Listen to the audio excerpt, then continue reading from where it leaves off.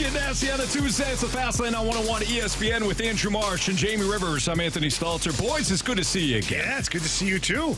I love listening to the shows. I missed you guys. I missed you guys big time. Missed you too, Anthony. Everything was good with the weekend and yesterday? Yeah.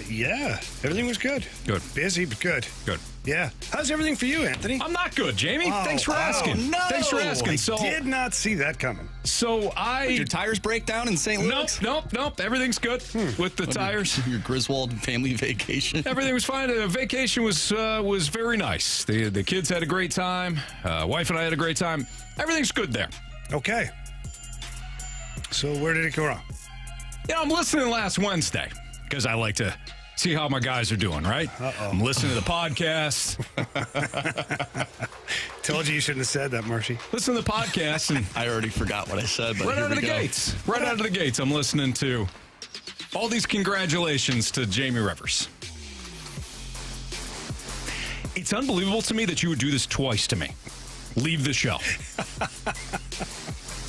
And this is how I have to find out on the podcast? Sorry, Anthony. First of all, congratulations. You're going to be the new TV analyst for the Blues. I think that's great and all. The first time you left, you said, I'll only be out a couple of weeks. 4 months you were gone, Jamie. 4 months. And you're leaving this show to go to the Blues, and this is how I got to find out. Well, Anthony, some say that you shouldn't have been on Despicable. vacation. Shouldn't be gone. If this is how you're trying to hurt me, congratulations. Yeah. I thought we had something, Jamie. I thought we had a nice show going. Yeah. Me, you, and Marshy. You're right. Brad left us. Now you. Yeah. Now you're leaving. You're gone. You're not going to do the show anymore. Thanks. Oh, good for you. Well, Brad did leave. You're right. Eventually, Brad did leave. He's spread his wings, and he's flying down there with the Redbirds, doing his best to we see how that happens. polish that thing up. We see how good that's been. I don't know if it's good news or bad news for you. But I'm not leaving the show. Oh, nice. Okay. I'm not leaving. Okay. I'm not leaving. I need the National Guard to take me out of here. That's right. No, Anthony, I will be doing what they call double dipping. Yes, I will be doing radio and Valley Sports Midwest. So like I said, I don't know if it's good news or bad news. I thought maybe it's good news because you finally get your show, get rid of that Rivers guy, get rid of that Thompson guy. Yeah. I thought maybe that's where you're headed with it. You're not leaving. But I'm not leaving. You're going to do both. I'm going to do both. Oh, boy. Yeah. This is awkward. It's weird now. This is awkward, Jamie. You probably should have tuned in for more of the episode or listened to more of the podcast. Yeah. Like that Super Bowl the Falcons were in, I decided to quit halfway through. Yeah. And I got so angry, I just walked away. Yeah. Okay. So, you're stuck with me, bud. Sorry about that. Hey, congratulations. Seriously. I didn't have an opportunity with the announcement. I knew that the announcement, all seriousness, Jamie had communicated with me what was going on the entire time. Not that he had to, but I will say this.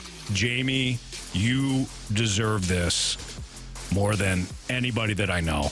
Hard work. You I've always said this. You thread the needle when it comes to hockey information and entertainment, and you do it better than most. And I've had an opportunity to know you not only as a broadcaster, but as a human being. And I love you, man. I think this is just an incredible opportunity for you. You're going to absolutely kill it.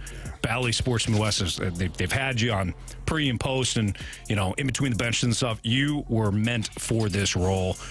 Nothing as anybody else. Darren Pang, incredible. His track record speaks for itself. But I am so thrilled that you got this opportunity, man. And this isn't the way I know that we're going to start the show this way. I wanted to start it because I didn't have an opportunity. I didn't want to do it on social media and all that stuff. Yeah. But, man, I am so fired up for you. I appreciate it, man. It's very, very kind words. Just hope that, I can live up to that. And I'd say I'm just going to have a good time. I'm going to continue doing it the way I do it, and that's just the way it is. I'm going to do my best to explain everything that I know about hockey and what I'm seeing, and then you got to have some fun. I mean, life has got to be more fun than just, straight black and white. You got to have some fun in there. Yeah. So John Kelly and I know we'll whittle some fun in there at certain times, and I'm sure there's some things that I'll say that people are like, oh, there's Fast Lane Jamie, not Valley's Jamie. Right. Better get him back in line. John Kelly's got to worry about it now. Oh, yeah. JK, he's fantastic. He sent me a text, too, and everything. And yeah. So it's good. I'm excited for him, man. I appreciate the kind words. Absolutely. It started here. It really did. It started with you here in the turn. I talked about that at length last week when talking to different media outlets just about the whole thing. It really started in 2019. The Blues were not good. Came in here to talk some hockey and hang out and meet Anthony Stalter and stuck around through Game 7 of the Stanley Cup Final and then never left. Well, I mean, I did leave, but not right away. No, Jamie, that's awesome, man. So, and for those that don't know, you probably know it by now, but this is, came out about a week ago that Jamie's going to be the TV color analyst for the Blues. He's going to be alongside John Kelly. He's going to be on road games, home game, the whole deal. So, Jamie, I'm fired up for you. Thanks, buddy. I appreciate that. Not fired up for the rest of the Cardinals season. Why? Why would you say that? So last night... Oh, let's not talk about last night. Well, I think we should. So last night didn't go too well in the Major League debut of Drew Rom. And let's start here. It was his first game. Again, it was his Major League debut. Yeah, couldn't have asked for a better opponent, I think, in some respects, of the Pirates, but still, these are big league hitters, some of them. Apparently. And it went sideways pretty quickly. Now, not all his fault. There's a couple of plays that, weren't made early on, including one by him. Had the ball, come back or go off his glove the one time. But ultimately, when you watched his stuff, Jamie, Here's the problem, Anthony. And I think Drew Rom was nervous. I think the Major League debut got to him a little bit. He did talk post-game and said that it sped him up, it got him off rhythm and whatnot, which is natural for a guy in his Major League debut for this team. I think he has one other start before. I could be wrong. If I am, sorry. But when you're a stuff guy, stuff pitcher, your stuff has to be working. And it wasn't. His slider, his changeup were completely ineffective, and the batters were just spitting on it. They weren't even not even bothering with it, forcing him to throw his fastball. I believe it was 47% of the time. His fastball's 90 miles an hour. That's not good. Pretty straight. It doesn't have a lot of movement at all. It's not even not 90 that comes at you faster. It feels like it's 94. No, it feels like it's 89, 90. Yeah. And that's where things went wrong for Drew Rom, is that his stuff wasn't there. And when that happens, you're in one at that point. And he was in one last night. Yeah, threw the cement mix slider the one time. It was just... If you have 90 and you're painting the corners, fine. If you have 90 and you're catching a lot of the plate like you did last night, he was just beat up constantly. What did Al Rabowski think? Well, the Mad Hungarian is well known. In fact, Danny Mack and I talked yesterday about how the Mad Hungarian should have a red jacket in the future. We talked about maybe expanding the criteria a little bit, because not every player has Hall of Fame careers on the field, but when you encompass everything they do within the organization, they deserve to be recognized. Al Rabowski's one of those guys. Well, he was on postgame last night, and Scotty Warman asked him what his thoughts were on Drew Rom. Al did not hold back. So 3 2/3 innings, he gives up 8 hits, he walks 4, and that's just unacceptable. And like I said, I don't like to judge a guy in his first appearance because, there are nerves. He's only 23 years of age, but I didn't really see anything with that to get really excited. I didn't think he had any pitch that was really a major league quality. He couldn't locate his fastball. It was only 90, 91. He couldn't throw a breaking ball for a strike. In his splitter, most of the time he threw it, it was wild, high and away to a right-handed batter. Early in that game, all you had to do was concentrate on the ball away, and really you could take away the splitter, you could take away the slider, and you could just look fastball. There you go. You and I talking about it. It just doesn't have the same effect. We can have opinions, of course. We can watch a game. I thought his stuff looked very flat last night. He had a very simple delivery, but it was almost like he was throwing batting practice to some degree. It did. Just kind of nice, repeatable delivery. Just here you go. There you go. Well, it was repeatable. The Pirates repeated hits constantly, I felt bad too. for him. I really did. Yeah, his family's there, and it is just his first start. But here's the thing. if it's just his first start and he's throwing 99 and it's all over the place and, batters are uncomfortable and he walks 4 and he gives up a couple of hits and he's only 3 2/3, okay. You're like, all right, he's got 98 in the back pocket, a little erratic, but boy, he's got some stuff. That was the exact opposite. So while, again, it was just his first start, his stuff looked very flat. His stuff looked hittable. It didn't jump at you. And this is one of the guys that you got at the trade deadline this year. So it's hard to sit, it's not fair to say everybody from this trade deadline, all these acquisitions from this trade deadline are going to look the same. But this was one of the better prospects to come out of the Orioles organization, pitching prospects out of the Orioles organization. This was kind of the guy I'm like, oh, okay, cool. This is interesting. It leaves you pessimistic about the deadline, even though that's unfair. We haven't seen anybody else. I don't know if I feel that way. The pitching prospects. I don't know if I feel that way. It leads me to think Mo, is going to screw this up. No, well, okay. I mean, it's in play. You never know. But I look at this. Did I say that out loud? Yeah, you did, Anthony. It was fine. Were you reading the 6-1 hates text message? No, that came from my dome. Oh, okay. Yeah, and it's fair. Quite honestly, the statement is fair. I look at it as Drew Rom, for me, when I saw the prospects that came back in all these trades, this was the one I had a little asterisk next to, wondering how the hell he's such a highly touted prospect when he can't get the velo up there. Mm-hmm. And I just wondered, how great is his stuff? And now in Memphis, it's been playing, man. It's been playing. He's been shoving down in Memphis. Now, I understand that's AAA. So he had a bad outing last night. I mean, probably the worst case scenario for Drew Rom. I sure hope that the Cardinals give him another start. I mean, Matthew Liberatore's on the 15-day IL. You got everybody hurt. There's no reason not to give this guy another start. Right. Let's see if what we saw last night is exactly what it is, or let's see if that's an outlier to where he was just nervous, didn't have his stuff, was gripping the ball too tight, whatever it is, and kind of go from there.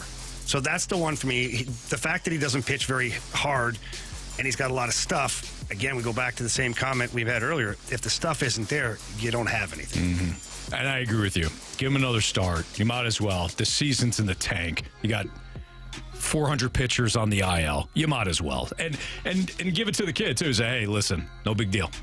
Forget that one. Mm-hmm. You're going to get another start. Let's see what you got. If he gets ripped again, you say, okay, you got some things to work on now. Here's some things that we want you to go back down to Memphis to work on and some things that you can work on over the winter.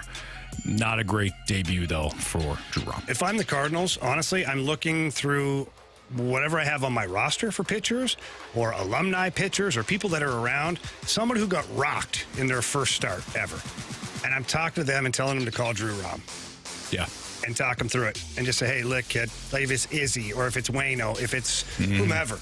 They call him and say, hey, listen, kid, let's just say it's Izzy. Jason Isringhausen here. Yeah. Whew, I got lit up like a Christmas tree my first time out there. Right. Don't sweat it. Get back to work, do your thing, blah, blah, blah. This is why you have those guys around. The pitchers is such a mental game, too, for the pitchers. You got to help them overcome that barrier as well. That's a great point. That's Jamie Rivers. I'm Anthony Stalter. 2:15, your time check is brought to you by Clarkson Jewelers, an officially licensed Rolex jeweler. I saw a comment about Mason Winn last night that I'm like, boy, let's pump the brakes here a little bit. We'll get to that next on 101 ESPN.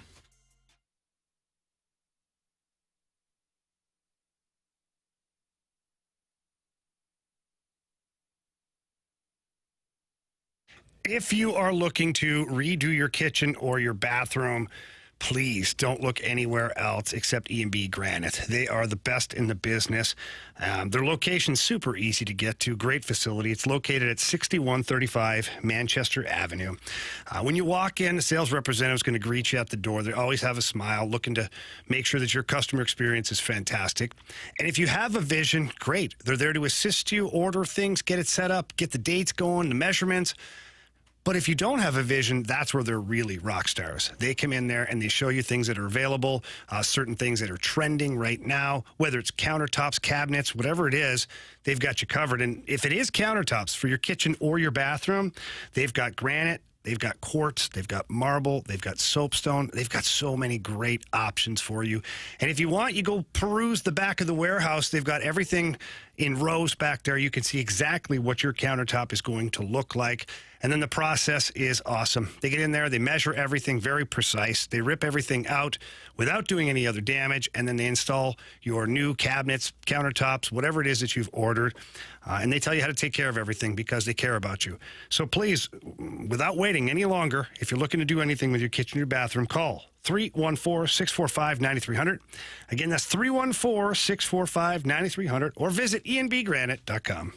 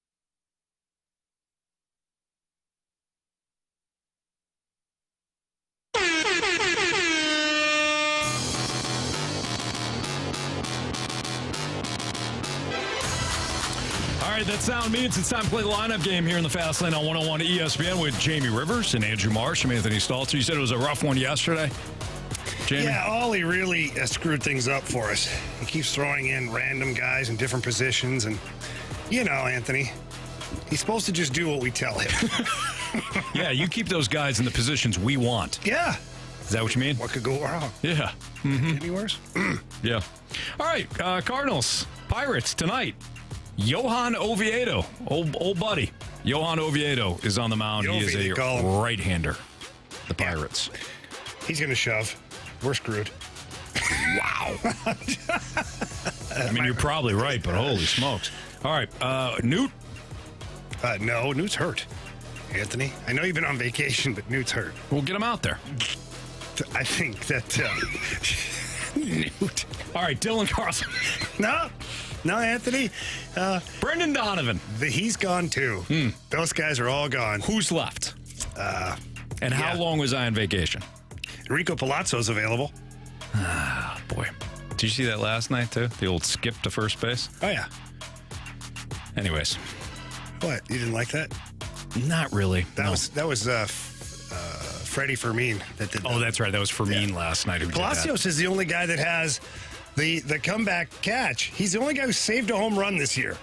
Every other guy that jumps up either doesn't really want to catch it or doesn't catch it. Yeah. At least they're not doing the Ozuna. No, but some have tried. They give you all the effort in the world, just in like the wrong direction. Running scared from the ball. Yeah. All right, so last night was Edman. We're going right back to Edman here. I mean, Edman would have to be leading off batting lefty, and we know they don't necessarily love that, but I don't see another choice. All right, show us Tommy Edman. Tommy boy. I don't think we're going to get a lot of Sounders today. Why is that? You know, no hits last night, roughly. Okay, so last night it was Tyler O'Neill in this spot, but I think it's Goldschmidt. I don't know why he screwed around with it, to be honest. Goldie's been in the 2-hole almost all season long. Mm-hmm. I think it's Paul Goldschmidt. I think he goes back to Goldie. Show us Paul Goldschmidt. Oh, boy. It's going Tyler O'Neill again. Go for it. Show us Tyler O'Neill. Wow. Is Gorman back? What about Winn? I'd love to win tonight. Would be great. That'd be nice. Yeah, especially for Waino. I wouldn't move Winn up. This is something Wynn's a right-handed batter. He's not.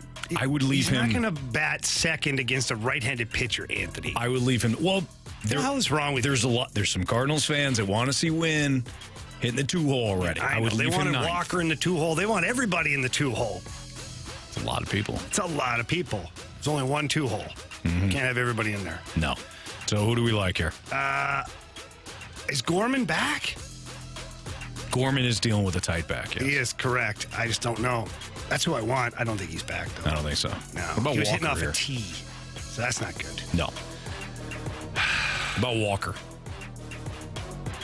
I mean, I don't hate it. Show us Jordan Walker. Okay. Marshy's he's aggressive today. I don't know if I like your attitude, Marshy. You don't have to just boot stomp us like that, okay? All right. Burleson? No, Burley's not the 2. It's not. I don't think it's Arenado. No, Arenado's batting 4th, I think, or 3rd. Try Burleson. Show us Alec Burleson. Some lefty on lefty magic from a guy like Nolan Gorman who's hitting near you in the lineup. What? This is going to be rough. So now it's. I think the next two. It's Goldie Arenado. Yeah, Goldie Arenado. All right. Show us Paul Goldschmidt. Show us Nolan Arenado. Made me wait there. I think it's Big Willie now. Yeah. Go ahead. Show us that Big Willie Contreras. This one goes out to all the big willies. Wilson, are you naked? No, Tim, I'm wearing a hat. Now Okay. I think it's Walker or All right. O'Neill. Okay. You pick. I can only do so much, Anthony.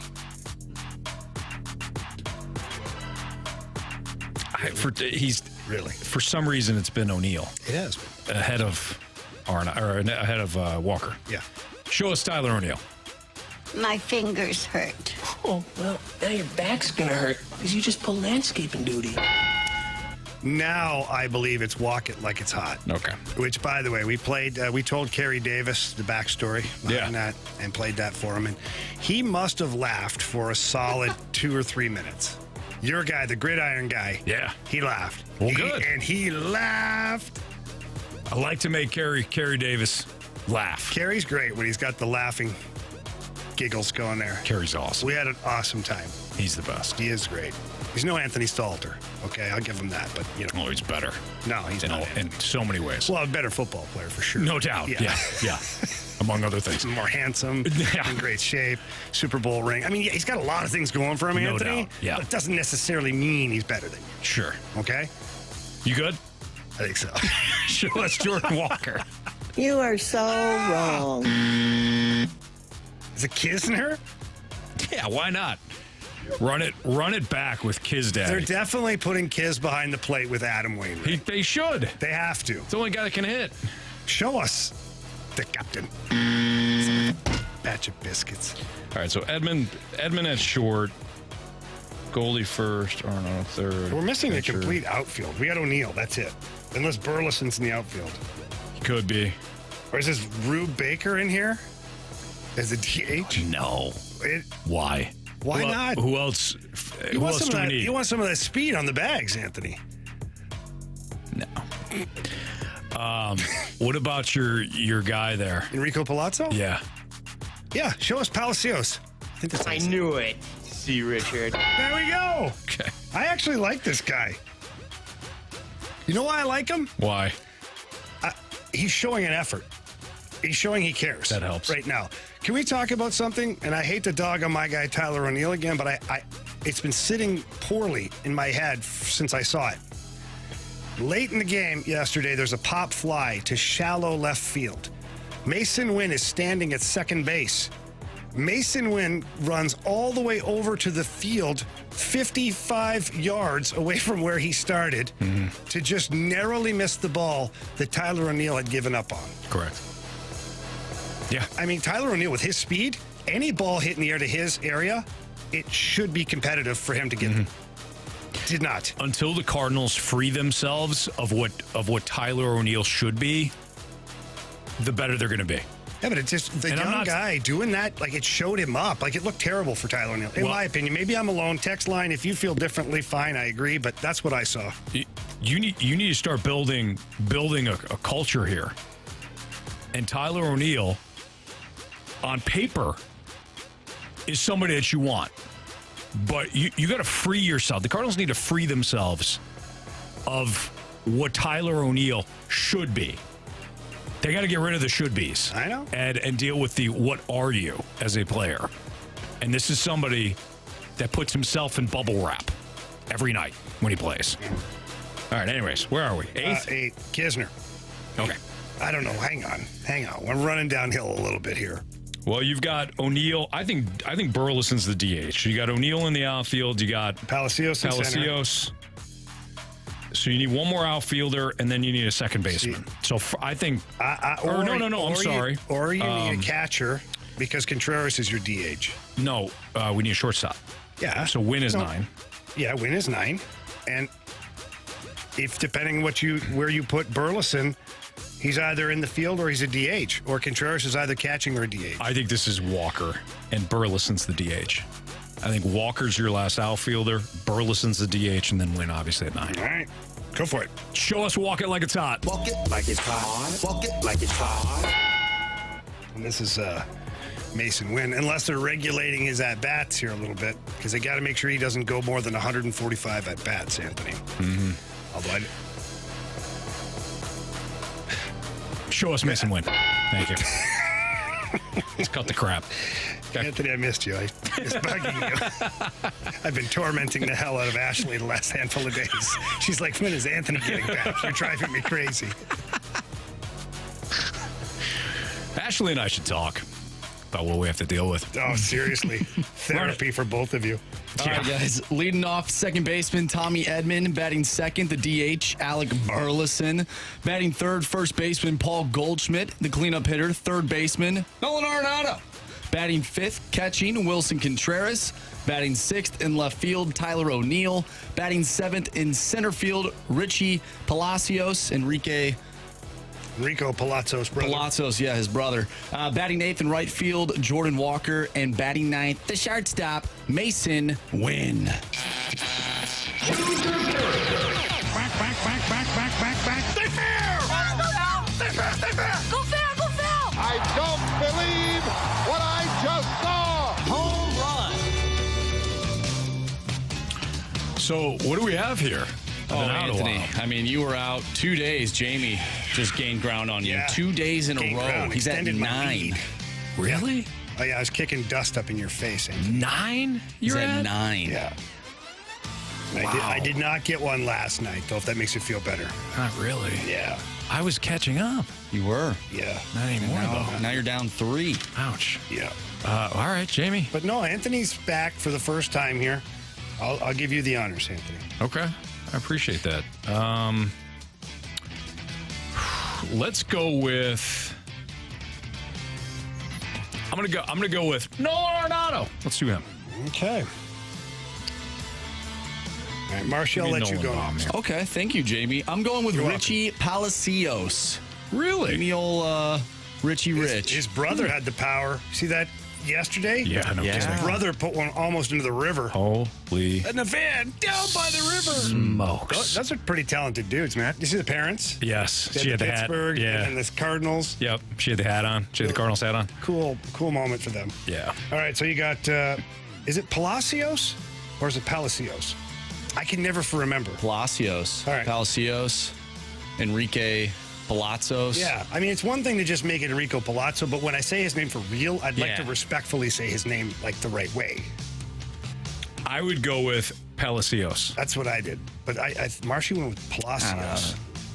Anyways, well, you know what? We'll figure it out. My turn. Let's see here. I think the Big Nasty gets one today. Who's the Big Nasty? Beer League Player of the Year. Oh, Burley. Alec Burleson. Okay. All right. Okay, all right. He's going to get it right away, too. There you have it. It's our home run derby picks. Cardinals Pirates tonight, 6:05. Adam Wainwright goes for win number 199. And he'll oppose former Cardinals farmhand, Johan Oviedo. It's Fastlane on 101 ESPN. We didn't get to the win conversation. We'll do that quickly next on 101 ESPN.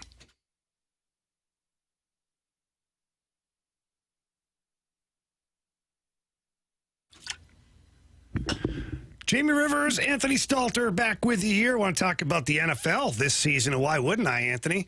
A lot of great stuff going on in the NFL. A lot of great games ahead of us, the players. I'm anxious to see what Aaron Rodgers does. So many great things going on at FanDuel, America's #1 sportsbook. And right now, new customers, you get $200 in bonus bets guaranteed when you place a $5 bet. That's $200 back in bonus bets, win or lose. FanDuel's got great promotions. They've got all the odds. They've got live betting. They've got opportunities for you to build same game parlay. So if you've been doing your homework on the NFL this year, whether it's training camps or dabbling in some preseason, maybe you're like Marsh and you're constantly looking over the fantasy football stats. And if you got a little bit of an edge, you might as well play at FanDuel because, again, they got all the odds, all the action. They've got an app that's safe, secure, easy to use. And when you win, you get paid instantly at FanDuel. You heard the fellas. You want to get in on this, and here's how you do it. You go to FanDuel.com/fast. That's FanDuel.com/fast to kick off the NFL season with FanDuel, the official partner of the NFL. 21 and over, present in Illinois. First online real money wager only. $10 first deposit required. Bonus issues non-withdrawable bonus bets that expires 7 days after receipt. Restrictions apply. See terms at sportsbook.fanduel.com. Gambling problem, code 1-800-GAMBLER.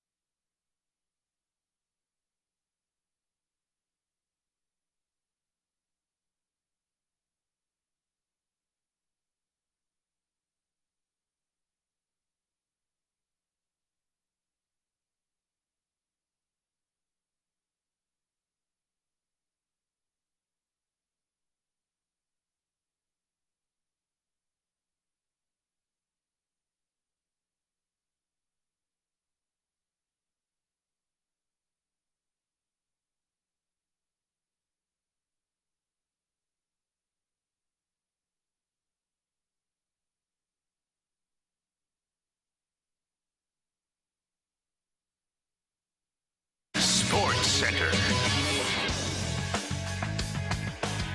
I'm Andrew Marsh. It's time for a Sports Center update driven by Johnny Londoff Chevrolet and Johnny Londoff Autoplex. Last night, Drew Rom made his major league debut for the Cards. He went 3 2/3 innings, gave up 8 hits, 6 earned runs. He walked 4 and struck out 4 as the Cards lose to the Pirates by a final score of 11-1. They're back in action tonight. Adam Wainwright looking for win number 199. He's going up against former Cardinal Johan Oviedo. First pitch is at 6:05. I'm Andrew Marsh, and the Sports Center update is driven by Johnny Londoff. Find new roads and shop 24/7 at Londoff.com and LondoffAutoplex.com. Are you kidding me?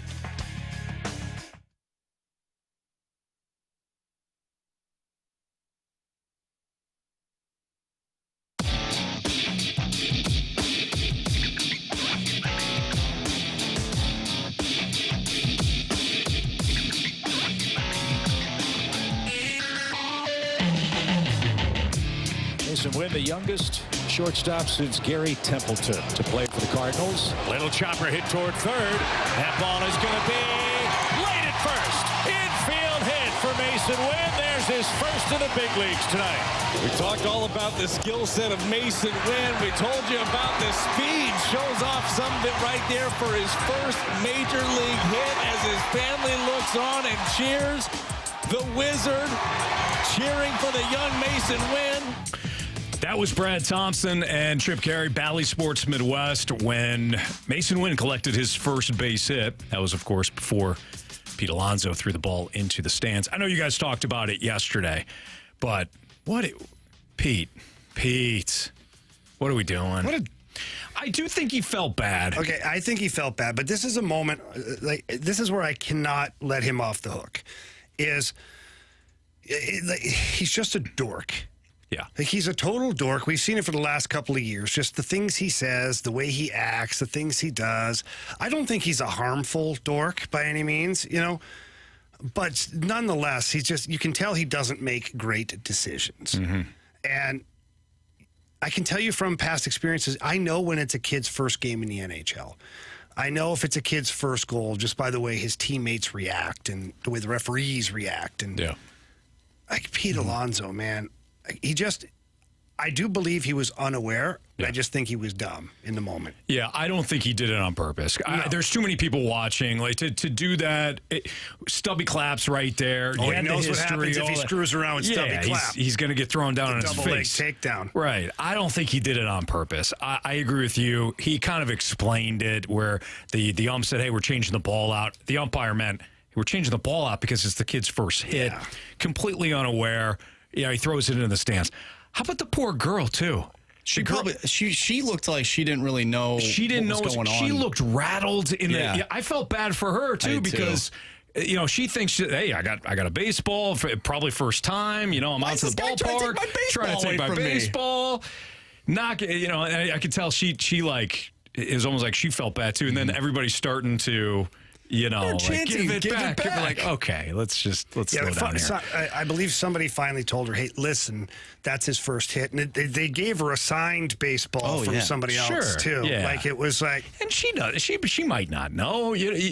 Right. You may not pay attention that way when you're at a game and it's a historic, moment and it's historic baseball. And especially you get if you're playing first base for the Mets. Yeah, if you're Pete Alonso, you have no idea. You've never been in that spot before. Yeah, he wasn't listening when John Hewlett said, making his major league debut, Mason Winn. It was a brain fart. You could tell Big Pete, too. Flock of seagulls. Like, that moment when you've done something really stupid and you're wearing it? Yes. Like, you get that nervous look on your face, like, I can't believe, like, I just want to crawl into a hole. Totally. He had it. As soon as he threw it up and Ollie and all the other guys from the bench were giving it to him, he was like, I'm sorry. And he was like, he was rattled at first base. Like, he was... Jamie, I completely agree. You know that look.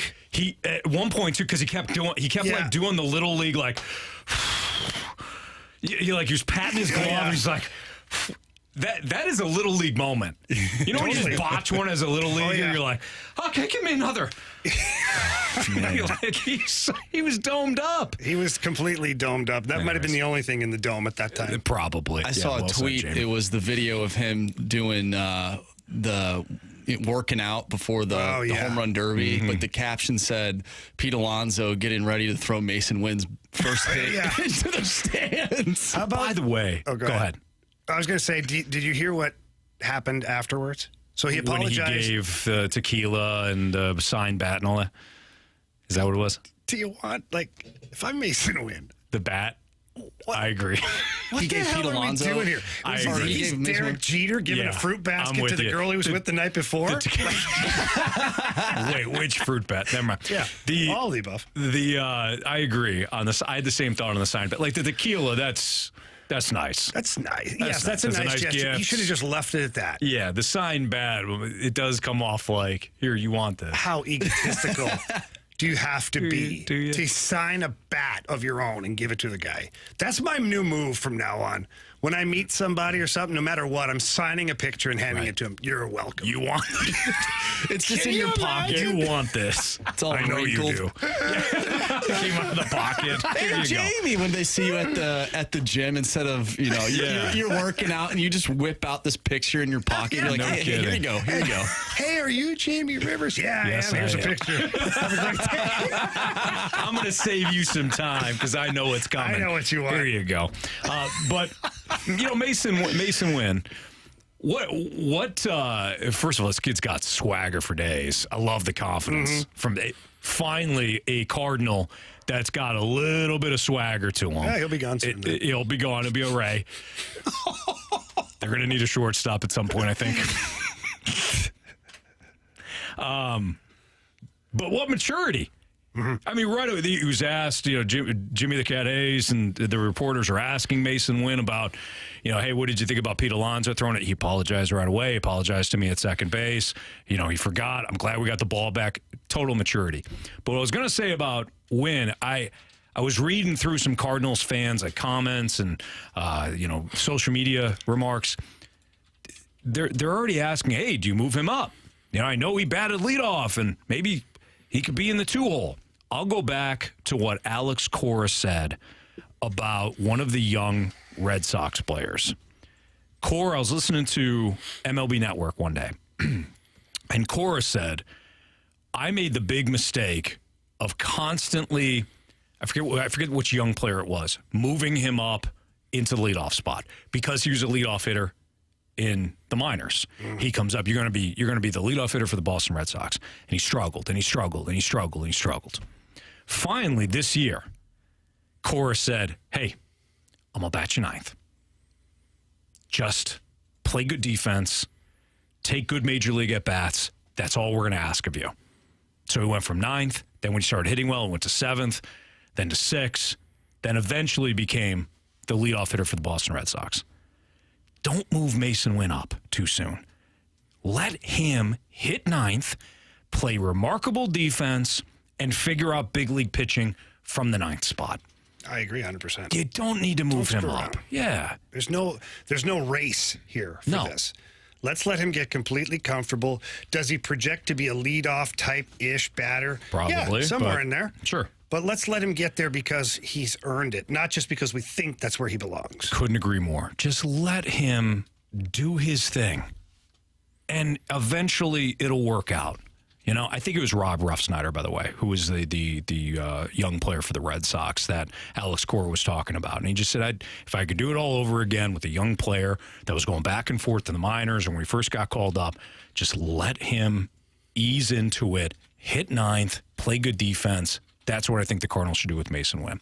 It's Fastlane on 101 ESPN. Jamie Rivers, Anthony Stalter. Hey, there's another top running back that's available. What's next for Jonathan Taylor and the Colts? This has got ugly written all over it again. It's messy. We'll talk about it next on 101 ESPN.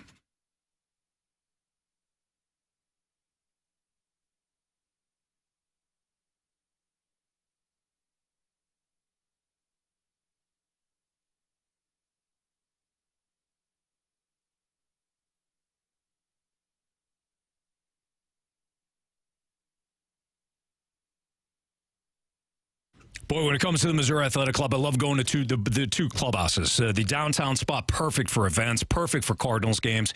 Whenever I go down to the Cardinals game, I always love to park right there at the MAC, take in the Jack Buck Grill, maybe get a drink or something to eat, then take the shuttle over to Busch Stadium. Boom, it's right there after the game. Go back, maybe have, more to drink, more to eat, as Jack Bucker. It's great. You got to love it. Missouri Athletic Club, the West Clubhouse is perfect for getting my work done and my workouts in. I enjoy eating there. My wife and I have had date nights there. My kids have taken some classes there. Enjoy the Missouri Athletic Club. It's my MAC.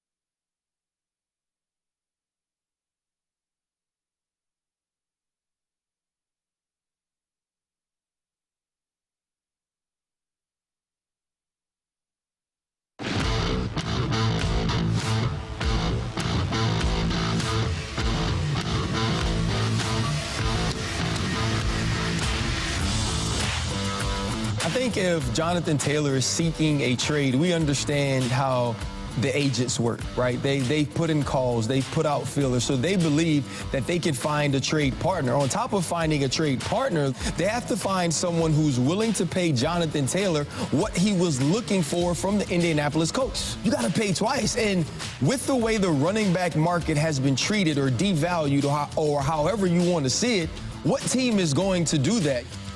That was Ryan Clark of ESPN, and I couldn't agree more with what he was laying out there. Jamie Rivers, Anthony Stalter. This is going to be very. I think that Jonathan Taylor and his representatives are going to be met with major disappointment here. You are less than 2 weeks, 3 weeks I think September 10th is the first week of the season, or the first Sunday. So you're only a few weeks away from the start of the season. Teams have already fallen in love with their rosters. Coaches have already fallen in love with the players that they have. GMs are not going to make moves right now. They're not going to give up a first-round pick as well as pay Jonathan Taylor what he's seeking. For 1 year. For 1 year. It's not happening. It's not. If Jonathan Taylor wants to be traded, I don't even know how you organize that. Because if the Colts are looking for a first-round type return, yeah, like, what are we doing here? I wonder, Jamie, if this was a power move by Chris Ballard, the GM for the Colts. He says, I know this situation.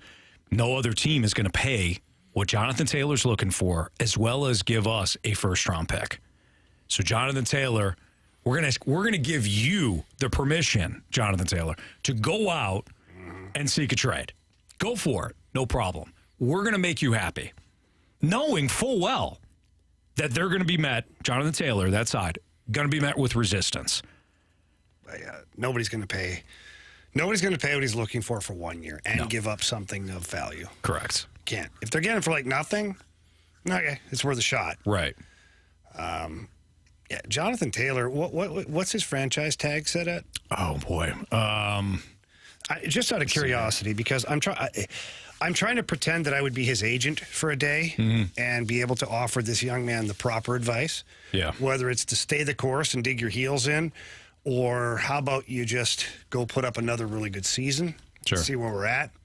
I imagine his franchise tag has to be somewhere in the $5-6 million. It's like $4. Yeah, I'm seeing percentage 4.5%. Exclusive franchise tag on a running back would represent 4.5% of the team's total cap space. I don't know what the actual number is. But the bottom line is Jonathan Taylor's not going to get what he's looking for. But it's pretty good money. Yeah. If I was Jonathan Taylor, I would approach the Colts to maybe extend me at a number that's friendly for the team, but also very profitable for the individual.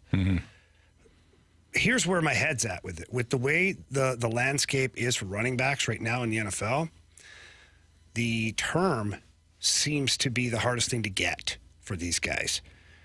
Anybody who gets term gets X'd out or cut quickly because the number's too big, the Ezekiel Elliott's and all that of the word, the Dalvin Cooks of the world. Like you're on an island right now if you're running back. If I was Jonathan Taylor and I was his agent, I'd say, listen, kid, why don't we do something really unique here? Why don't we guarantee you a certain amount of dollars?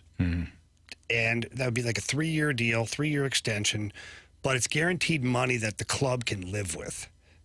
But it's guaranteed money for you, too, because a year from now you might be in the same situation and you might be digging your heels in on trying to get a bigger contract, and they've moved on to that 4th-round pick, that 5th-round pick from another draft, and they're handing the ball off to a guy who's almost as good as you. Right. Could be as good as you a year from now. Yeah. Because the lifespan of these running backs are getting shorter and shorter. Which is why I think they're trying to force the issue. But it's terrible timing. There's so many things. The landscape's never been worse. The landscape has never been worse in the league. You also let's not forget the Colts' new head coach is Shane Steichen. If you think back to what Shane Steichen had in Philadelphia, he had a mobile quarterback in Jalen Hurts. He now has Anthony Richardson. He also had 3 running backs at his disposal. You had Miles Sanders. You had Boston Scott. You had Kenneth Gainwell. You had, it didn't matter. You didn't have a lead back. So you got a head coach now in Shane Steichen who doesn't look at the running back position and says, I need a bell cow back. I need that one guy. He can make it work with multiple different he can kind of build the running back in the aggregate. I got one guy to do the pass catching. We got one guy to do short area. We got one guy who can be, our first and second down back. He likes to be versatile with the running backs. So that's also working against Jonathan Taylor. I think that this is I'm not saying it's a bad move. I just think that this is going to end in major disappointment for Jonathan Taylor. One more note here. Did you see the Dalvin Cook deal? That's like a 1-year incentive-laden deal. I wonder what's going on with Dalvin Cook. The Jets did not give him much. I think he realized where he was at in this process. And per what I just said about Jonathan Taylor, I think his agent and him sat down and were like, you know what? The Jets project to be a really good team. Aaron Rodgers, if he's confident in me as a running back, he's going to get me the ball, whether it's by handing it off to me or out in the flats, getting a little screen pass here or there. Mm-hmm. He's going to get me a lot of touches, a lot of yards, maybe show off maybe some more versatility. Yeah. Looking for another deal after that. It's better to be playing and making less than you wanted than to be sitting at home making nothing. I also wonder, Jamie, so back in November of 2021, he was accused of assault, battery, false imprisonment of his former girlfriend. Allegation that he denied. He stated that only the truth will come out in response to those allegations. I wonder if some of the contract stuff too, though, the Jets are like, hey, we'll give you a 1-year deal. Let's see what happens here. I wonder if there's some stuff behind the scenes here with Dalvin Cook too, because he waited a long time before he signed something. So I mean, it's quite possible that was kind of more interesting. Information has come out that is not favorable for him. And maybe Dalvin Cook knows that, the Jets know that, and they're kind of pumping the brakes on it. Mm-hmm. Jamie Rivers, Anthony Stalter, it's the Fast Lane on 101 ESPN. The Angels, they went all in on the Shohei Ohtani last ditch, here we go, effort. They kept him. It's a great move. Will this be a historically bad situation for the Angels? And I also wonder, Jamie, if this situation comes down to just simply knowing what you have on the roster. And we can compare this to the local teams here, too. Next on 101 ESPN.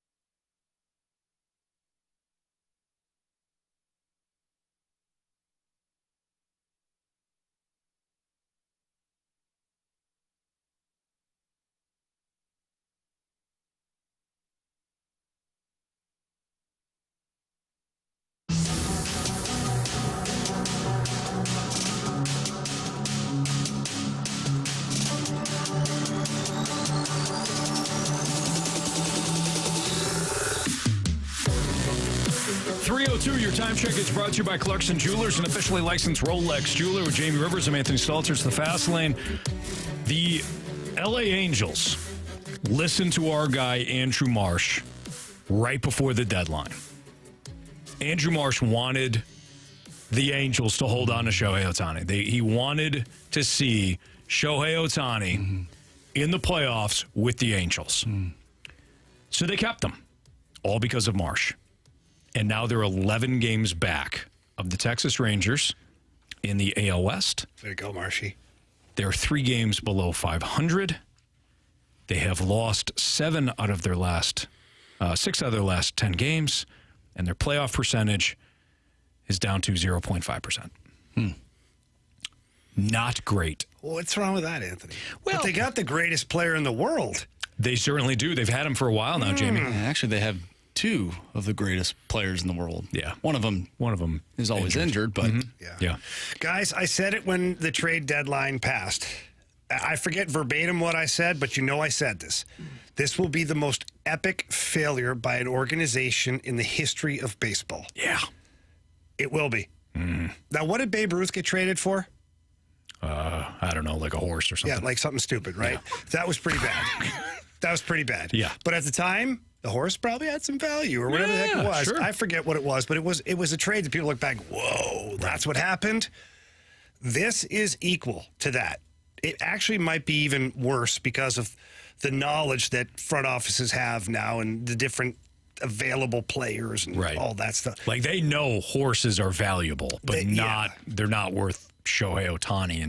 You're not going to flip that horse for a top end of the rotation guy. Right. Back then you may have, right? I get it. It's fine. It's all relative to your time period. This is awful. I said it at the time. You either had to extend Shohei Ohtani and make him an Angel for life, or you had to trade him. And even though the value, because he was just a rental, one of these teams would have paid the premium. The Rangers, the Rays, maybe even the dang Orioles with what they had available may have given up the farm for this guy because those teams are in a spot to where they could actually win. And having a guy like Shohei Ohtani who can be in your lineup every single day as a batter and then every 5 days as a starter and the guy that gets the ball the very first game of the play. Can you imagine the Texas Rangers, their rotation right now, if Shohei Ohtani was there with Max Scherzer and everything else that they've got? What a nightmare. Well, they probably don't end up getting Scherzer, right? They probably don't end up getting Montgomery. I wonder if they still get Montgomery. Maybe they get Montgomery and not incredible, Scherzer. By the way. But maybe they get Montgomery and not Scherzer if they get Ohtani. Yeah, maybe it's Ohtani and Montgomery. But either way. It would be... Or they pound a friggin' housefly with an absolute sledgehammer and get all of them. They're in that spot right now. Yes. This will be one of the biggest blunders in sports history because they're not going to get anything for Shohei Ohtani now. I don't think he's going to resign. Maybe he does. Maybe he does resign. If he resigns, well, then great. He's a ding dong, man. If he resigns, but he's not. He's not. Because that team is not built to win, and he wants to win. Yeah, he wants to win. He's won, the World Baseball Classic. He knows what that feels like. He wants to win a World Series. You're not even getting into the dance right now if you're with the Angels. No. Jeannie, this also... And it'll be even worse next year. Yes, you're right. This also reminds me of the Blues and knowing what you have on your roster and say what you want. Well, everybody seemingly loves Doug Armstrong and what he's done here, and why not? I mean, he's done he brought you a damn cup. He knew in 2019 to just let things be. He didn't know he was going to win a cup, but he didn't sell off at that point. He went and got Michael Del Zotto. He did get Michael Del Zotto at the deadline, yeah. It was a big piece. It was, yep, absolutely. Actually, Michael Del Zotto ended up being a heck of a locker room guy, a veteran guy that it did contribute not so much, well, not at all on the ice, but he stood pat. 100%. Yeah, Army stood pat. Wound up winning a cup. This past year, he knew what he had. He knew what he had on the roster. He knew what he didn't have on the roster. And he knew even if he got into the dance, it wasn't going to be worth what he could get on the trade market if he dealt Ryan O'Reilly and Ivan Barbashev and Vladimir Tarasenko. He knew he needed to get something back. He knew he needed to jumpstart the retool. The Angels did the opposite. It's the biggest fail. And apparently Babe Ruth was sold for money to fund a Broadway play. So not a horse. Not a horse. Okay. Although there could have been a horse in the play. Who knows? Who knows? Right? Yeah. There is a horse somewhere. What? A horse somewhere. Exactly. Yeah. Well said. Might have been the other one, too. Probably. You never know. But Shohei Ohtani, being the most dynamic player in the game right now, like, you would have got a haul for this guy. Mm-hmm. You could have dug your heels in. You could have pushed teams to the brink, especially if they thought there was a chance of acquiring him. Because the moment you get a team to listen to what's going on, like if I'm the Rangers, the Orioles, the Rays, whoever it is, pitching, like the sales pitch, and the Angels go, well, let's think about it, because we're definitely moving him, but we want to think about, what our options. Now you're like, okay, whoa, they're definitely going to move this guy. Well, if we sweeten the pot with this guy or with that or with this prospect, right, I bet we get him. You get a couple teams bidding against each other. And you start to look through the prospect pool of your competition, what you think could be your competition for this player. People pony up at that point. People will pony up for the most dynamic baseball player this century's seen. I mean, Babe Ruth was the last one to pitch, but he didn't pitch nearly as much as Shohei Ohtani and whatever. I'm not making the direct comparison, but this guy's unique. He's a unicorn. Yeah. They would have paid for him. The Angels would have been bad this year, but next year, the year after, probably would have been a team that's back in the discussion for their division. And who knows? Maybe the prospects that they get, they don't pan out. But that's not really the point. The point is understanding where you were at the time and knowing that Shohei Ohtani was not going to come back. Instead, they gave up prospects to get Lucas Giolito, who's been a gas can for them. Yeah, not great. The Mariners, if you kind of compare the two, same division, the Mariners said, you know what? We're gonna ride it out with what we have. We're not gonna sell, we're not gonna buy. This is the team. And they have been one of the hotter teams since the trade deadline. They're only 2 games back of the Rangers now in the AL West, and they are 15 games above 500. And they are locked in right now to a wild card spot in the American League with Houston and Tampa. I mean, I shouldn't say locked in, because the Blue Jays are right there and some of the teams. But the Angels have just fallen. That's it. It comes back to what do you know about your roster? So, not great. Not a great look. Not a great decision. I'm still in disbelief. I'm in disbelief for several reasons, but also you throw in the fact that Mike Trout is still sitting there, albeit injured. Like, what does Trout think this offseason? If and when Ohtani leaves, does Mike Trout finally throw in the white towel and is like, I don't know. I mean, he seems like he's happy and everything. Yeah. But is he? Like, if I was Mike Trout, I'd be like, you know what, guys? It's been grand here, but please move me. Some players, though, Jamie, and you know this, I'm sure there's some examples in hockey. Some players look at it and say, look, I'm not going anywhere. This is the team that drafted me. This is the team that developed me. We think from an outsider's perspective, like, hey, just go, get out of there. Larry Fitzgerald never left the Arizona Cardinals. Yeah, but at least he got to a Super Bowl. He did get to a Super Bowl, didn't win one, but he had opportunities, and he kept re-up, and he wanted to be there. Anthony's never done anything with Mike Trout there. Yeah, I'm with you. If I'm Mike Trout, some players think that way. But okay, then I have a problem with Mike Trout. I do.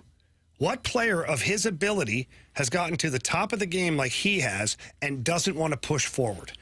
Doesn't push the team to, one, keep Ohtani and go get real players, or trade him because he's tired of this losing crap. Mm-hmm. Like, the best ones in the game have that competitiveness. They don't just, I'll just ride it out. They drafted me and we're good.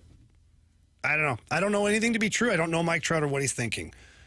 But for me, if I was Mike Trout, I'd be pushing to be a part of a winner, either growing one with our organization or going elsewhere at this point. Ray Bourque did it. Ray Bourque was one of the most competitive players ever in the NHL. The most dedicated Boston Bruin, maybe in ever, close to it in the argument, okay? He finally said, I want to go win. And the Bruins did him a solid and traded him to the Avalanche, and what happened? They won. They won a Stanley Cup. Mike Trout could do the same thing if he really wants it. Jamie Rivers, Anthony Stalter, it's the Fast Lane on 101 ESPN. Marsh isn't buying something with the Cardinals next year. What's that, hot dogs? Oh, no, he'll buy hot dogs.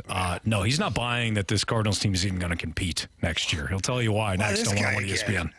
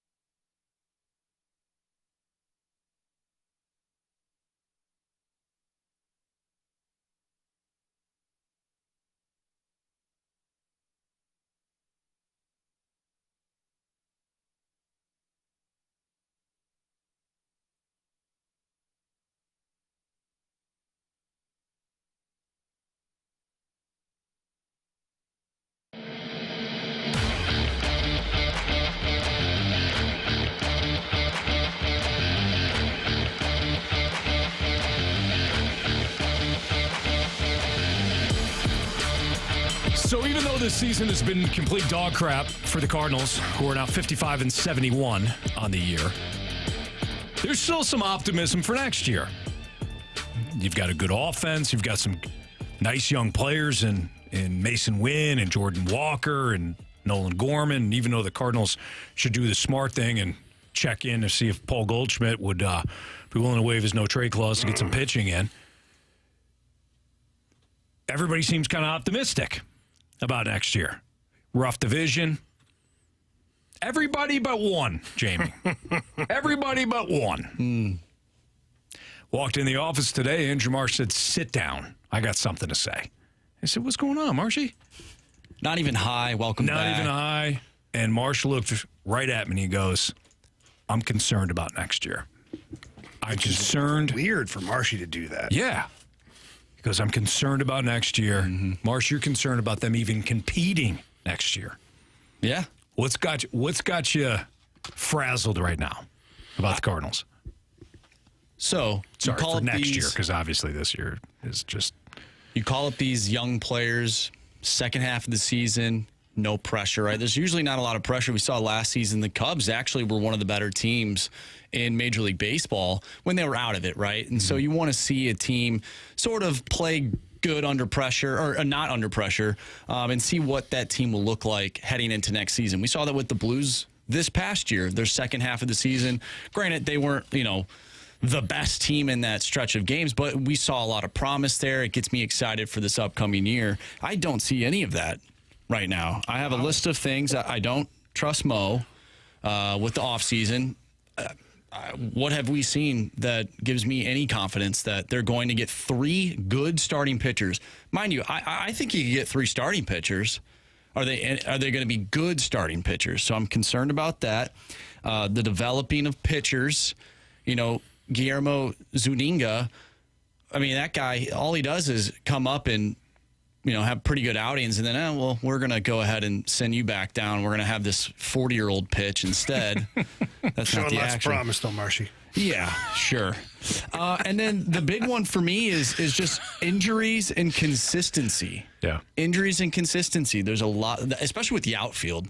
The outfield is like it's a carousel right now. And, mind you, carousels were fun when we were younger, but, the older you get, they're not as fun. No. Right? I don't like carousels, especially when it comes to my baseball team and who's playing the field. So they have shown me nothing that gets me excited for next year.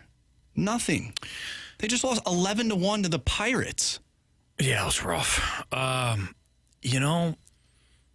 too, have started to wonder where the hell these 3 pitchers are going to come from. Now, Jamie, hear me out. Hear me out on this. Marsh brings up a good point about the 3 pitchers. Yeah. Now, they'll get 3. They will get 3, you're right. It's the old payroll will go up, and it did. Jamie, the more that I kind of read of, I like to kind of take the pulse of Cardinals fans and where they're at. This is a very intelligent fan base. We're assuming that other teams are just going to give you pitching. If I hear the Mariners one more time, if I hear Logan Gilbert brought up one more time, I think they should go after Logan Gilbert. I'm going to punch whoever says it next. After Jamie's. Logan Gilbert. Why would the Mariners trade you Logan Gilbert? Well, they're definitely not trading him now. Why would they trade you any pitcher for that matter? Why would they trade you good young pitching? Why would anybody give you good young pitching? Honestly, you have to give them something good, young in return. Sure, right. And the whole Nolan Gorman thing for pitching. Why? You have developed, and I know the back thing is starting to get a little concerning. You developed a young, power-hitting left-hander. And now you're going to trade that guy for pitching because you messed up? You don't have an abundance of power-hitting lefties. I know that, people like Alec Burleson. Burleson's fine. But Burleson is a DH. Mm-hmm. He is not... you have an abundance of second basemen that can also play the outfield. Like, if you want to trade a second baseman / outfielder, fine. To me, I'm not trading Nolan Gorman for pitching because I can't figure out my pitching. You're either going to have to spend big, roll the dice on another year, which is what they kind of did with Dexter Fowler, which wound up biting them. But this is the spot that you're in. You're going to have to make a free agent pitcher say, all right, well, this is the best deal. This is the best deal I'm getting. And chase the money a little bit. I'm not trading good young hitters that I developed in this organization finally for pitching because I blanked up my pitching. I'm not trading Gorman. But getting back to my other point, Jamie, where are you going to which team is going to give you, which contending team is going to give you good young pitching? Why does it have to be a contending team? Which team, period? Okay. Because how about the Nationals? Because you bring up a good point. The Nationals are not a good team. They've got some decent pitchers. Josiah Gray, Mackenzie Gore, guys that they acquired from other teams for guys like Juan Soto and the other dudes that they traded. Trey Turner, Max Scherzer. What is Lucas Giolito's deal? He's done. So he's a free agent. I know he's been pitching underhand since he's been out with the Angels. Yeah. But apparently nobody can pitch for the Angels. Except for a guy named Shohei Ohtani. Yes. He's the Tom Brady. Yeah. You don't even include Tom Brady. That's where I go with this. Lucas Giolito could be available. He's not having a great end to his season, so the price might be in the range of the Cardinals based upon, I'm sure he'll ask for the world. Mm-hmm. So he's a guy that's out there. I go back to Aaron Nola and Blake Snell. Those are the guys that I think you have to pony up for. And then the third guy, I don't care. Go get a Lance Lynn-esque type, Rich Hill-esque type guy to put in your rotation. Why not? Why not take a flyer? Why not take a 1-year flyer on a guy? That's what I'm saying. And I'm not even. I'm talking about somebody that had at one point top end stuff that kind of lost his way, or 1-year was deal. injured. You've got a absolute plethora of young pitchers that are looking to battle for starting time in the rotation. You don't have to commit to any of those guys. You sign a guy, if he's not good, if let's say it's Rich Hill, just because we always use his name in jest and whatnot. Let's say it's Rich Hill, and he's not what you think he's going to be. You have enough arms now that you can get through that. Mm-hmm. If you go and just get 2 guys and then you rely upon your young arms, that's where you make a mistake. Right. Go get 3 guys, then maybe your young arms push, as maybe Zach Thompson, all of a sudden he's continuing his trend upward, and all of a sudden he's the guy. So what? Right. So then Rich Hill, you DFA or put him in the bullpen. A guy like that, big deal. It's a 1-year deal. Yeah. You got to get 3 guys, but I just don't know. To Marsh's point, what in Mozeliak's record here in free agency gives you confidence? Nothing does. I mean, it's been bad. Nothing does, but he's also never been in this situation. And I'm not defending Mo. But I'm still waiting to see what he does. I'm not here able to judge him on something that hasn't happened yet. As far as this team being in crisis this year, this is the worst team in a long, long time. Now, has he screwed up other off seasons and not gone? Yes. Yes, he's missed the boat 100%. But it has never jumped up and bit him like this, because the team still makes the playoffs. They're still a competitive team in the NL Central.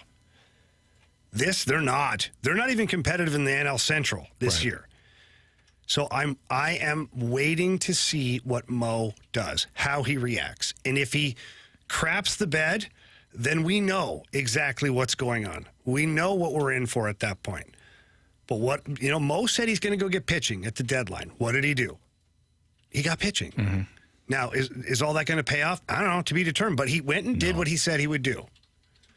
So if he says he's going to go get 3 starters in the offseason, I'm sure anxious to see what he qualifies as 3 starters and what kind of money they're willing to spend. But I'm going to let him go and make his decisions. And if they're poor decisions, then again, we know what Mo is incapable of doing. We'll also see what ownership is going to do. Like, let's not just put this all on Mo. And Jamie, you and I have had this discussion. I feel like you and I are on the same page here. If ownership goes to Mo and says, we're going to give you about $20 million to spend total, he's not going to be able to get 3 starters. He's going to get Miles Michaelis. Yeah, he's gonna have to spread that money out and well, he's not even going to get Miles deals. Michaelis. He's going to get a couple of Steven Matz. Correct. Well, and even that. I mean, this is on ownership to say we do not want to see what we're seeing right now at Busch Stadium, which is a lot of red seats. It's been very noticeable too, and good for you, Cardinals fans. You know, you could talk about, there's a lot of Cardinals fans like, media needs to hold them accountable. No, you need to hold them accountable. Because every time you go, or don't, actually I said, anytime you don't go, you're sending a bigger message than what a couple of yahoos like Jamie and I can talk about on the radio.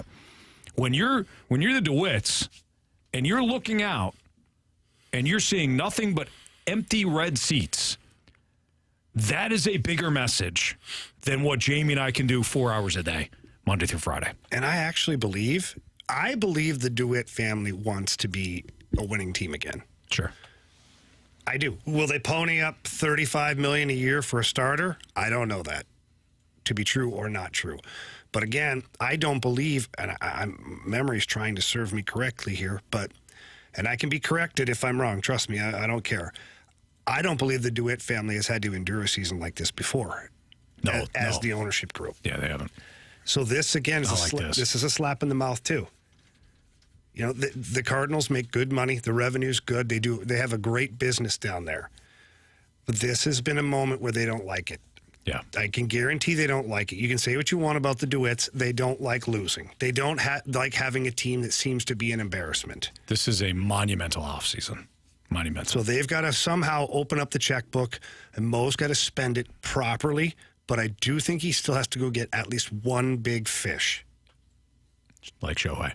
That's Jamie Rivers. I'm Anthony Stalter. Yeah. Well. Yeah. Bring him in. Okay. Just give me the checkbook. I'll get it done. Get it done. It's the Fast Lane on 101 ESPN. Which NFL teams will make the biggest jump in 2023 and why? We'll get into that next on 101 ESPN.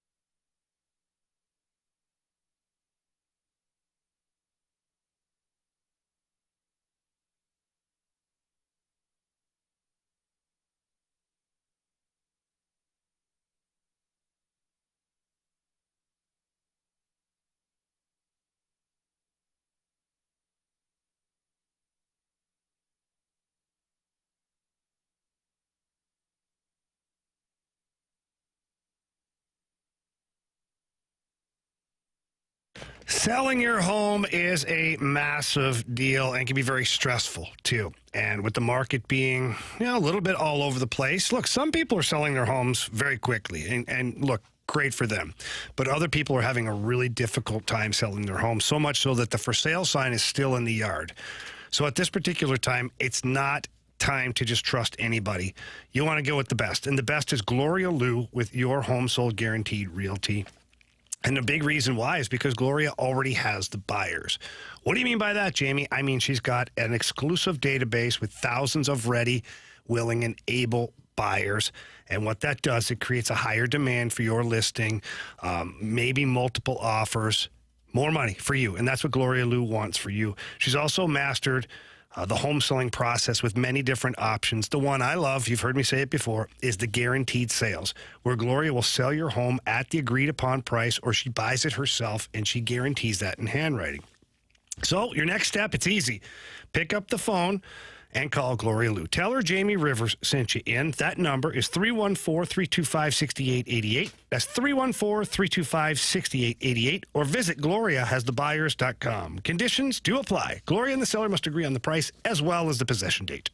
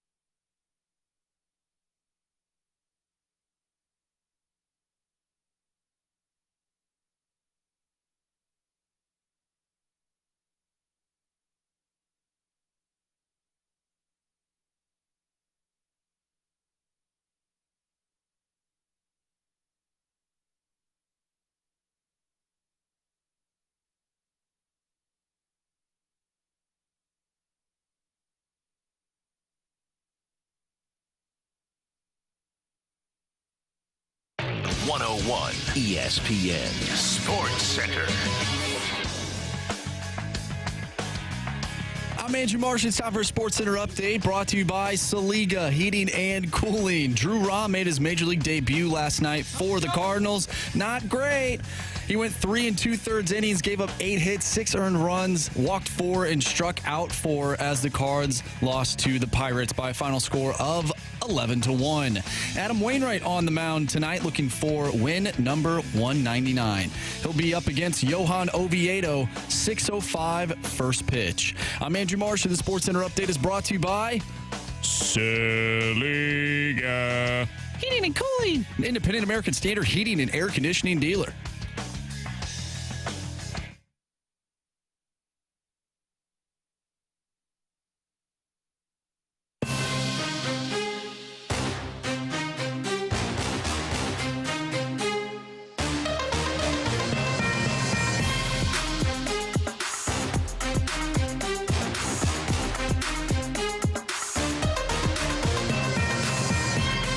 Which NFL teams will make the biggest jump in 2023 and why? Now, there is some criteria that Marsh put in place for us.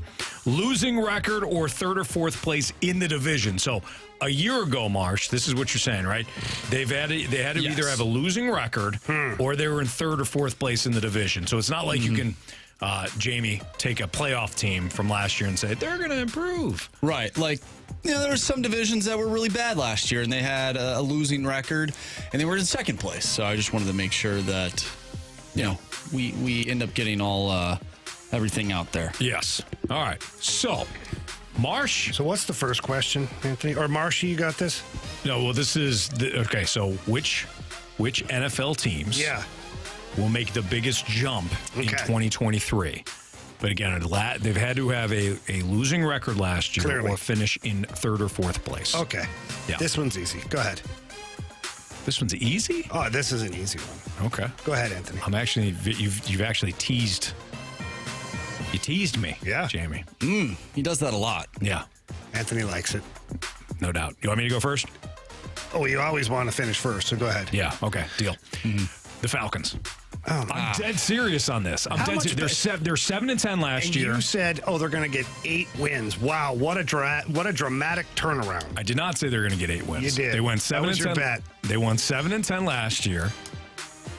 I think they either win 9 or 10 games this year. I think, you know what? They flipped their record. They're going to go 10-7. So they're going to win 10 games. That's a dramatic turnaround for you? This was a last place team last year. Yeah, not really. It was a second place team last year. They were 7-10. Yeah, Randy. so were 3 other teams in the division. In the worst division in football. They were tied for second place. They're disqualified, Anthony.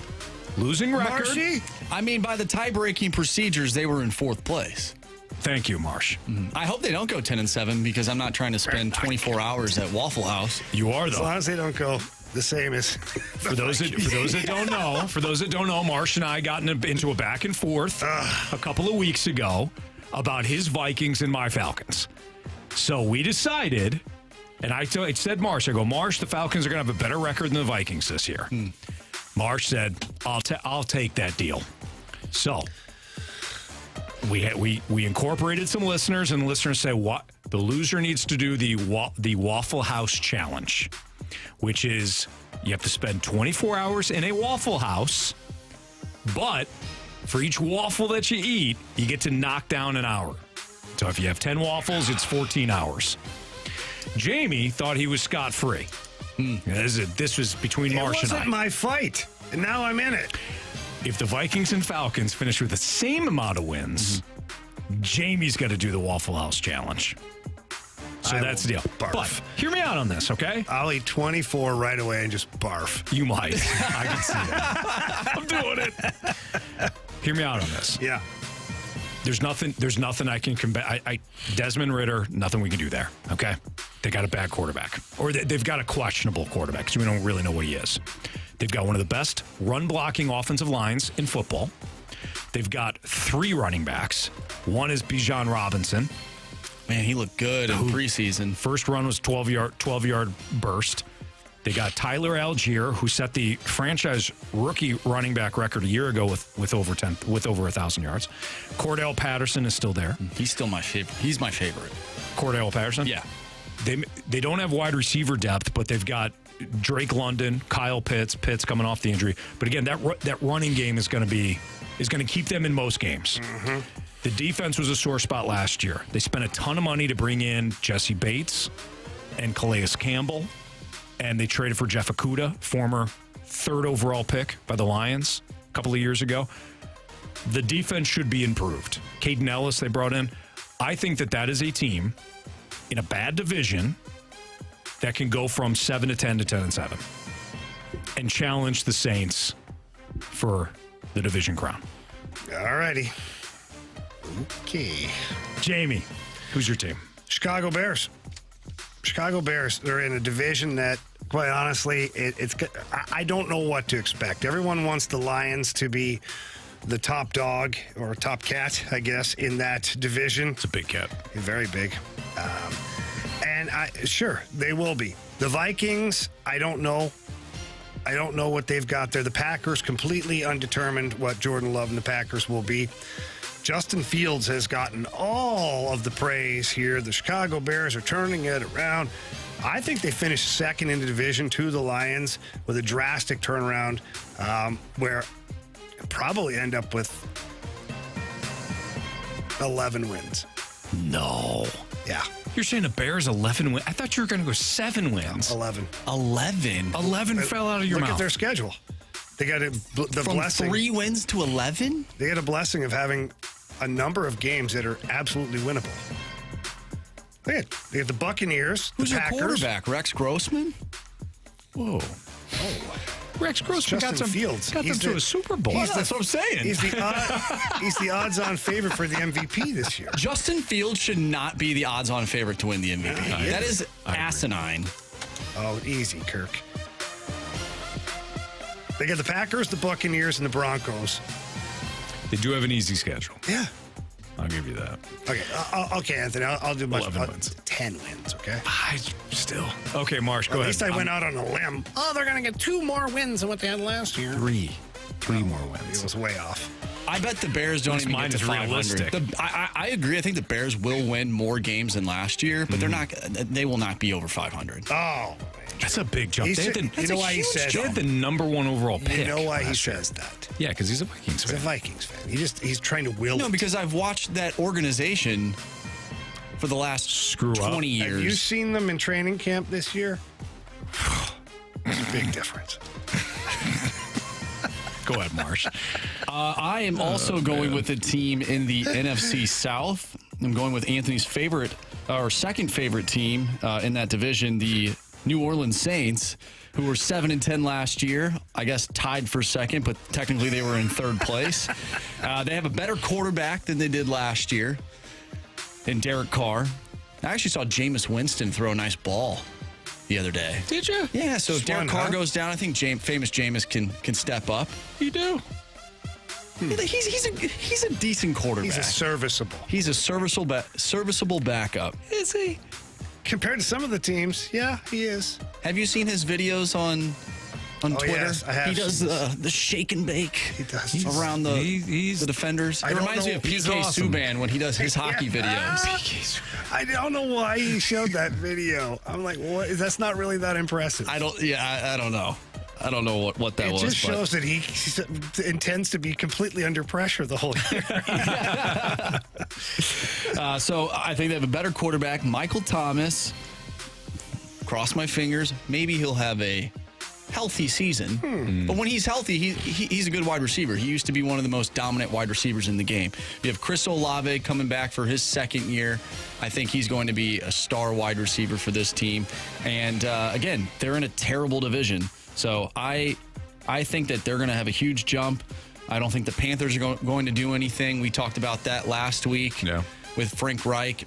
Bryce Young might not end the year healthy with how bad that offensive line is. I agree.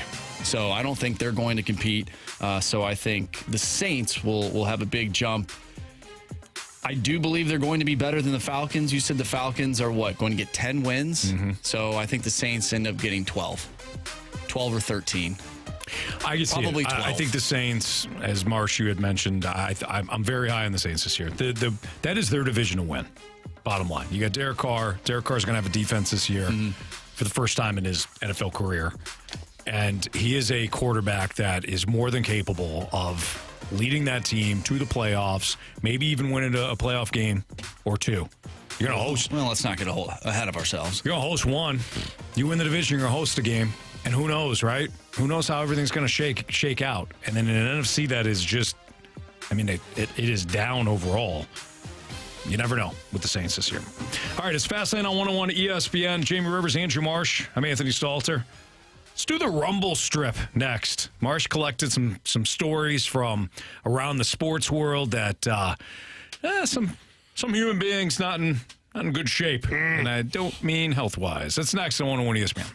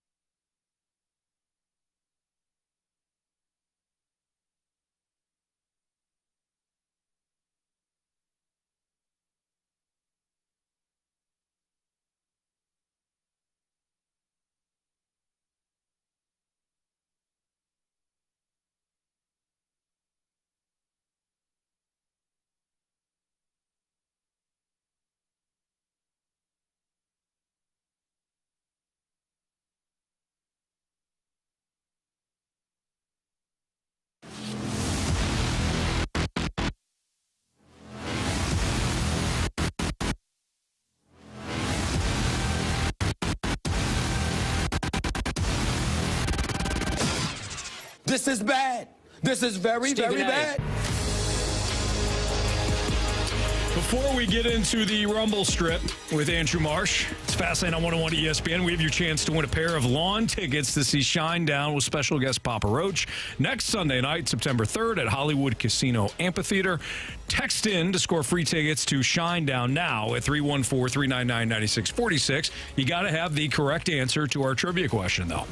Jamie and I were talking earlier about Shohei Ohtani, which led us to the trade of Babe Ruth. Jamie asked me what Babe Ruth was traded for. Couldn't remember. What did I say? What did I say Babe Ruth was traded for?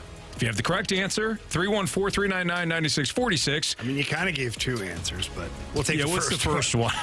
What's the first one? If you have the correct answer to that question, you're the 101st texter at 314-399-9646. You're going to go see Shinedown and Papa Roach next Sunday night. And you can also find a bonus chance at winning free tickets for the show right now on the 101 mobile app. Get all the details at 101ESPN.com. All right, Marsh, what do you got in the Rumbles? Who do you have in the Rumble strip today? All right, let's give a little update on Wander Franco. Per an agreement between Major League Baseball and the MLBPA, Wander Franco has been placed on administrative leave until further notice as MLB continues its ongoing investigation. Placement on administrative leave is not considered punitive.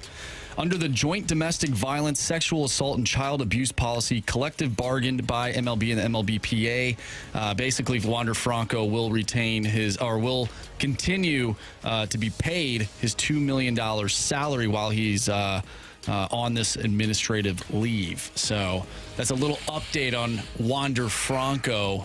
Not looking good for him. He's probably played his final game in Major League Baseball. Wow. In my opinion. We'll see, right? I mean, this doesn't look good. This could have been a very quick situation. You know, Jamie, when you and I discussed this last week, when the Wander Franco news first came out, we had thought, okay, if there is a situation, and we've seen this before, I'm not minimizing anything here, but we have seen this before, where an athlete has been accused of something, or an entertainer has been accused of something, and it is a clear money grab for that person, the person that's doing the accusing.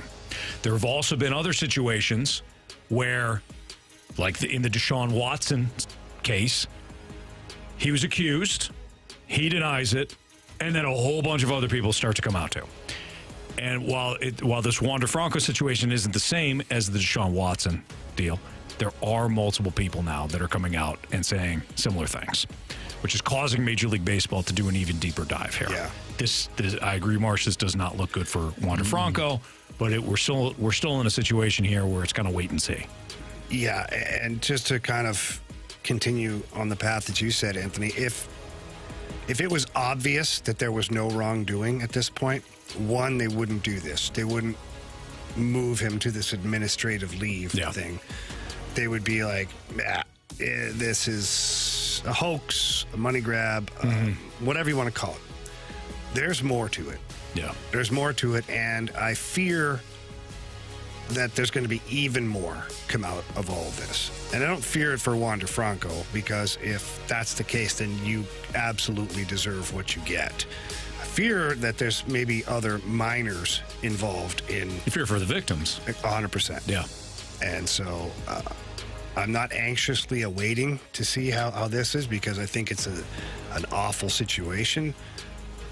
But I would agree with you guys that I think this guy, he's done at least for the foreseeable future. You can never say he's gone forever because he's so young right now. And as we know, pro sports is very forgiving in some instances. Although I don't know how you could be in this situation, but yeah, I think he's done. You know, and this administrative leave, the policy is collectively bargained between the league and the union. So Major League Baseball and the Players Union, this is one area where they are on the same side here. You know, there's a lot of things that need to be collectively bargained, and some of it is you say, okay, we'll give you this, you give us that, especially when it comes to a labor dispute, which we had a couple of years ago. This is very clear.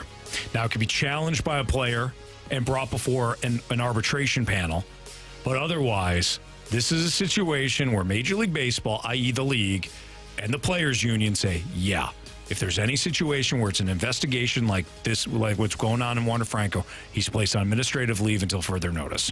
So, in other words, Major League Baseball and the Players Union, they're not going to screw around here.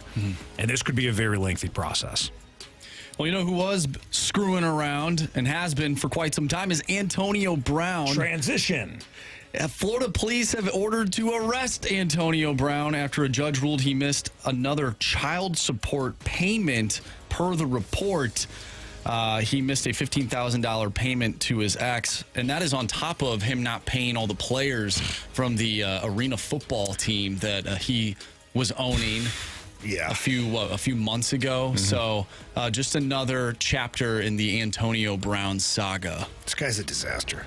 He's a disaster. I don't know if he's got mental health issues. We were led to believe that he could have some mental health issues. He needs help. Period. Dot. He needs somebody to help him organize his life or whatever. I don't know if he's got any money left. I don't know if he's gone through all of his money. He seems like the type of individual with his erratic behavior that could potentially have nothing left in the bank at this point. And we've seen it before from intelligent, hardworking players where the well runs dry. They've made some bad decisions and they've got nothing left. Let alone a guy that seems so erratic, buying Arena Football League team and getting involved in other ventures, and then he's paying off a whole bunch of things that have happened that he denies that have happened, but he's paying people off to keep quiet or to go away. And now he's got child support payments. I don't forgive anybody for missing a child support payment. Yeah, it's not about you. The kid did nothing to you. You don't like the mother. You don't get along anymore. That's fine. I get it. You're mad about all that, but the money's for the kids. Yeah, pay your damn child support. Antonio Brown, ever since he left Pittsburgh, this is a repeated behavior with him, and at every step, it has been about Antonio Brown. This is somebody. Well, I don't know him personally. I'm just going off of the multiple reports that have come out since he left the Steelers. And they've all been about Antonio Brown. He is a guy that thinks the rules don't apply to him. Society rules don't apply to him. Team rules don't apply to him. Antonio Brown just does whatever the blank he wants. And that has been the case over and over and over again. He gets multiple opportunities with different teams. He gets with the Patriots. Tom Brady welcomes him into the house. All that. Then the reports surfaced that, he has some other off-the-field stuff. Patriots immediately release him. He gets a third opportunity with the Buccaneers and Tom Brady. It's a Super Bowl. Who he sewers. And then goes on to sewer. A year or so later. Walks off the field, got the shirt off and all that. He's walking. It has been about the rules don't apply to Antonio Brown. Yeah. Well, hopefully he gets what he deserves now. Yeah. Fire up chips. No. What? Thought we were gonna make it through. I totally forgot about it. Without mentioning my chips. Yeah. No one's safe. Not even your alma mater, Anthony. Anthony, I'm sorry. That has to hurt. It does. We don't have many. Okay. We don't have many. It's like Thunder Dan Marley, Eric Fisher, and Antonio Brown. You got the backup for the Cowboys. Cooper Rush. The Coop Show. And, before he went to Wisconsin and actually made a name for himself, J.J. Watt. There you go. J.J. Watt was a tight end for CMU. See, I didn't even know that. I always associate him with Wisconsin and not CMU. He was a chip. Yeah. He was a chip. Maybe. Okay. Last thing here, Jason Kelce, out of all people, he's got a podcast with Travis, which is really funny. Is really good. Did you see the Julian Edelman conversation? It was incredible. They were great. I love it. There has been some stories, and I wish I could play the audio on the radio because it's so funny, but they do curse a lot. But those guys are hilarious. They are. Anyways, he started a brawl. And not in an annoying way where you're trying to be funny. They're just naturally funny. 100%. They Jason feed off Kelce one makes another. that podcast. He steers the ship really well. He makes that podcast because he's just the way his personality is, the way he delivers some of the funny stuff and the jokes and the stories. I mean, I love Travis Kelce too, but Jason Kelce, I guess maybe because it's so unexpected because he's kind of a very quiet guy. Yeah. I enjoy the heck out of it. He steers the ship well. As somebody that, like the driver, Jamie, you've driven shows before. I'm driving, this show. He does a great job of asking questions and going back, Yeah. Go ahead, Marsh. Anyways, he started a brawl between of course, the Eagles and the Indianapolis Colts at a joint practice which cut the session short. The melee was sparked when Jason Kelce blindsided Zaire Franklin at the end of the play as he dropped the Colts linebacker to the ground. And I guess because Franklin was getting a little extra physical with Kenneth Gainwell, their running back, on consecutive plays. At the end, though, he ended up taking ownership of his actions. He said the hit was a cheap shot. So, but Jason Kelce starting brawls. What's going on? You love it. I love the fact that he said, it was a cheap shot. I own it. You know what he's telling the other team or any other team at that point? I'll do the same to you. Right. You want to screw around? I'll do it. Yeah, it's a cheap shot. I know what it is, but it's coming if you screw with my guys. Yep. He's a leader. Yeah, he is. He's like one of those. He's beloved, man. Yeah. What a perfect city for him too. Oh man. He's a god there. He's got to be. Yep. There's a lot of accountability in that Eagles locker room. I was reading an article about Jalen Hurts, who after the Super Bowl went into the locker room and insisted that his teammates blame him for the loss. And one of the staff members came up to him after the fact and basically said, this isn't verbatim, but, you're the reason why we're here. And he was just like, blinking right, like, let's go. Like, we're going to get back at it next year. So that's a reason why I think they're going to go back to the Super Bowl. But they're loaded. Anyways. That's one of the best rosters in football. It's the Fast Lane on 101 ESPN. We'll get the Gauntlet next.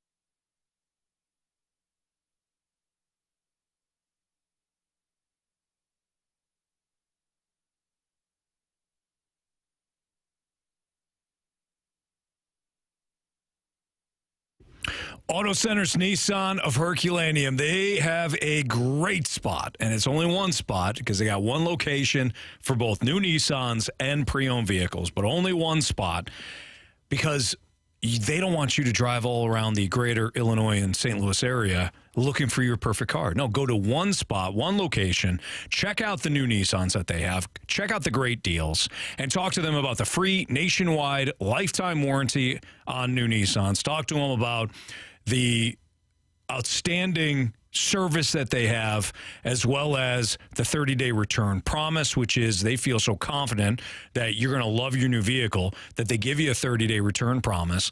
If you don't love the vehicle and you want to bring it back, no problem. They'll give you a refund. But when it comes to Auto Centers Nissan Herculaneum, again, they take pride in the fact that you're going to love the car and you're going to drive off the lot, that you're going to get your next new vehicle there years down the road.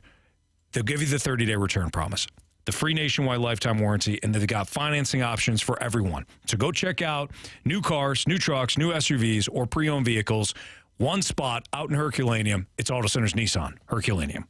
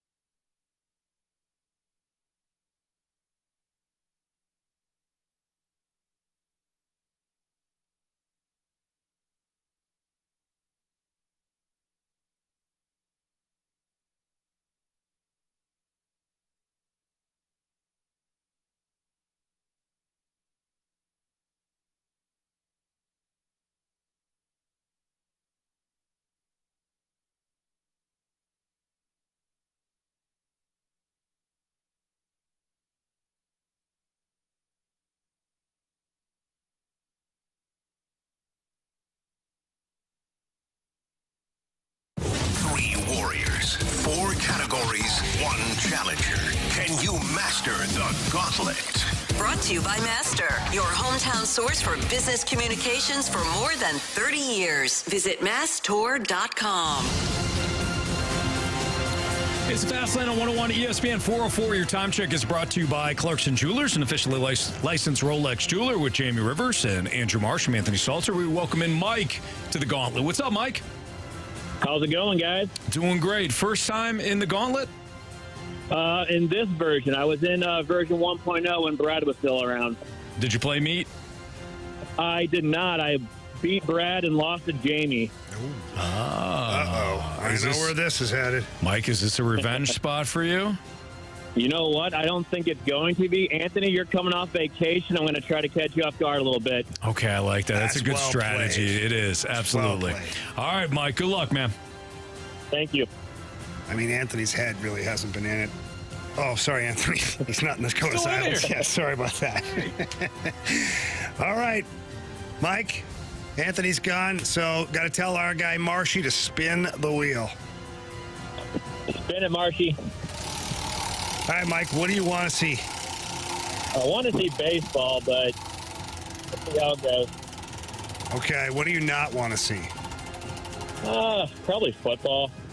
Okay, now, you're an avid listener to the Fast Lane? Yeah. Okay. What category does Anthony always get? Isn't it random? No. Hockey. Okay. You got hockey, my friend. Anthony's going to... I'll take it. He's going to flip because I think he's gotten hockey like 13 times or something like that. Here, let me just check. Yeah, honestly, it's crazy. Every time Anthony plays, the wheel almost goes hockey. He actually has had it 13 times. He's 3-10. Oh, my goodness. 3-10. So I like your odds. Okay, Mike? All right, there's four questions. If you don't use the options and you answer it correctly, that's 2 points. If you answer correctly using the options, 1 point. Of course, you get it wrong, you get it wrong. Are you ready to go? Let's do it. All right, buddy, here we go. Question 1. Jaromir Jagr played for 9 different NHL teams in his career. Who was the only Central Division team he played for? Nashville. Final answer? Yes. Question number 2. The Montreal Canadiens have won a record 23 Stanley Cup championships. Which team is second with 13?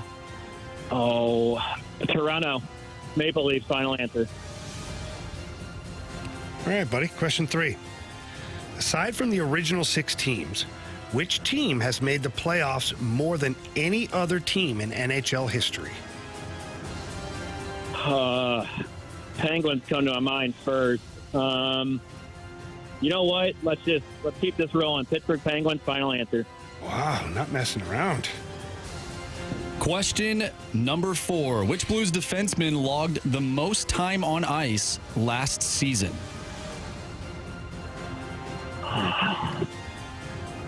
Which just NHL overall? No, which Blues defenseman? Sorry, I didn't hear that. Okay, which Blues defenseman? I'll go with Parayko. Final answer. All right, Mike, let's get Anthony back in here. I don't know where he is. Apparently, unbelievable. Apparently, he went to Tinkle. I don't know. We're sending him. Oh, he's running right now. He's running. He's got to watch his hamstrings. All right, we got Anthony back in here. Huffing and puffing a little bit. It was quite the sprint. Anthony, what happened there? I was talking to our boss. So. Oh, were you? Yeah. Was he located in the bathroom? No, he was not. Oh, okay. No, he was at the end of the hall, and the only thing he said to me was, Jamie, bring your playbook after the show. Oh, again? Yeah. All right. All right. Well, Anthony, you better pack a lunch. Okay. What's that mean? You never seen that? Jamie will find out. Oh, I know. I've canned it in once a week. All right, Anthony, here we go. Jaromir Jagr. No. It's for real. Really? Yep. You got hockey. We told Mike that you get hockey a lot. I said, I think it's about 13 times. It is 13 times. Do you know what your record is? I probably have 5 wins, so 5 and 8.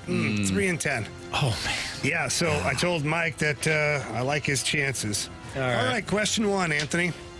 Jaromir Jagr played for 9 different NHL teams in his career. 9. What a suitcase. Who was the only Central Division team he played for? The only Central Division team that he played for. That's correct. Options, please. Was it the Dallas Stars, the Arizona Coyotes, or the Minnesota Wild?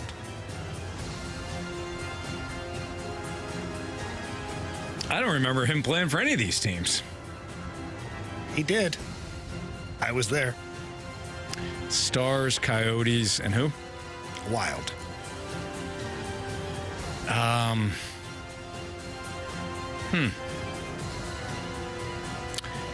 going to go with the... I'm going to go with the Wild. I'm going to go with the Minnesota Wild. Final answer. Question number 2. The Montreal Canadiens have won a record 23 Stanley Cup championships. Which team is second with 13? Second. It's the Montreal Canadiens with 13. Options, please. Your options are the Toronto Maple Leafs, the Detroit Red Wings, or the Boston Bruins.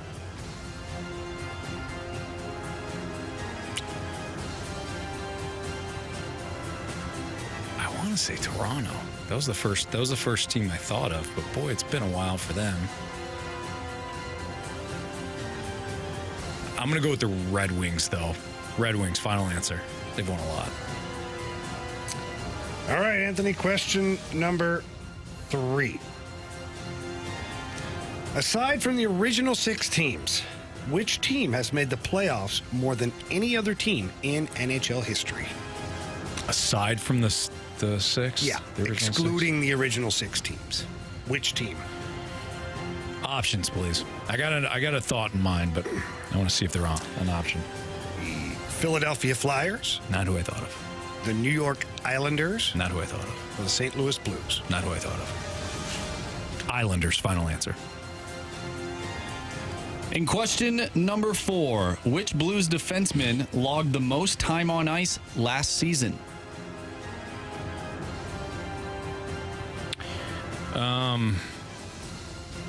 It's got to be Falk. Justin Falk, final answer. All right. Let's go over this. Let's start at question 3. Man. Aside from the original 6 teams, which team has made the playoffs more than any other team in NHL history? Mike, you went with the Pittsburgh Penguins. That's who I thought of. Anthony, you used the options. You said the New York Islanders. They won 4 Stanley Cups. You know, it kind of makes sense. Yeah. The answer is... Boy, that's tough. It is tough. It's the St. Louis Blues. St. Louis Blues! 45 times. Shame on both of you, by the way. How many times did the Islanders make it, though? Not 45. Okay. All right. 0-0 after 1. Let's go to question 2. The Montreal Canadiens have won a record 23 Stanley Cup championships. Which team is second with 13? Mike, without the options, said Toronto Maple Leafs. That's what I thought of. Anthony, with the options, said the Detroit Red Wings. Answer is...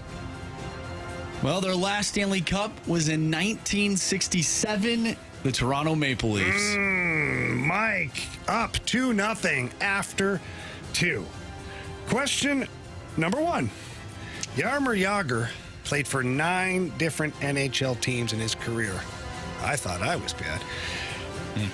Who was the only Central Division team he played for? Mike, without the options, he said Nashville. Anthony, with the options, you said the Minnesota Wild. Answer is He played 34 games for the Dallas Stars. Dallas Stars. So 2-0 after 3 for Mike. Final question of the day.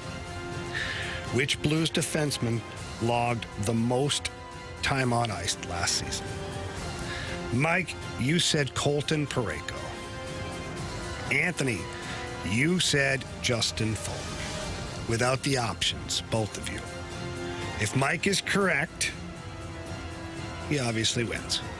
If Anthony is correct, we go to a walk-off. If it's the third option, which was Nick Leddy, Mike wins. The answer is Justin Falk. Wow. Walk it off. We got to walk off. We got to walk off. Wow. 2-2 final here. We're going into overtime. Sudden death. Oh, man. Here's how it works, Mike. We got a question that we'll ask both of you at the same time. Mike, do not answer at all. Anthony will write his answer down. As soon as he writes his answer down, we're going to come to you for your answer, Mike, and we need it quickly so that our listeners don't think for some reason you're cheating, which we'll never think that, but, you know, the listeners are tough on everybody. Do you understand, Mike? I understand. Let's do it. All right, buddy. By the way, this question is worded in a certain way that could confuse NHL career. We're doing NHL career because Jaromir Jagr is still playing hockey. Yeah, he's still right playing. now. He's 73 years old. He's still playing. He's not 73. He's playing for his team in Czech. But here's the question. How many NHL games did Jaromir Jagr play in his career? Oh, boy.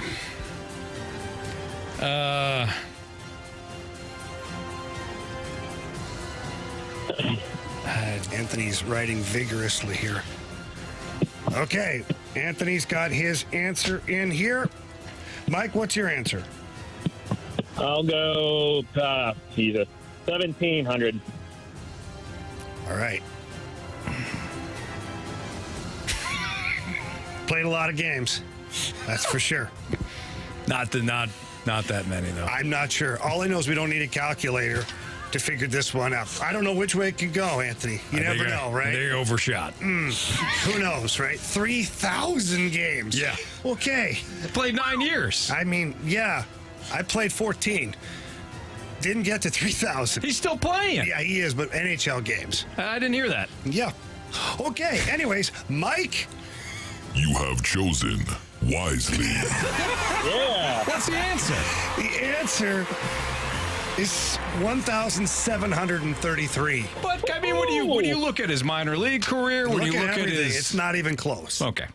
It's not even close. Anthony with Mr. 3,000 on this one here. It's better than the number I thought you were going to go with. He played a long time. That's insane. Marshy, pull up his hockey DB. Hang on, Anthony. Pull up his hockey DB again. What's his total games, period? It doesn't. Give me a second. Well, let's do some quick math. It's 1,783, right? 1,733 plus what? Give me each season. All right, we got, so this is with his Czech team, Kladno, 39. Okay. 51. Yeah. He played one game in Italy. Of course he did. He played with Kladno again for 11 games. Okay. Then this is hilarious. He played in Germany with the Schalke Sharks, also known as the Stalter Sharks. Yep. Then he went back to the Czech, played 17 games, went to Russia for 32, went to Russia again for 55, for 51, for 49. All right, so he's hovering around 2,100 games. We still got more, though. Thank you. I added a few in there, Marshy. Okay. Keep going.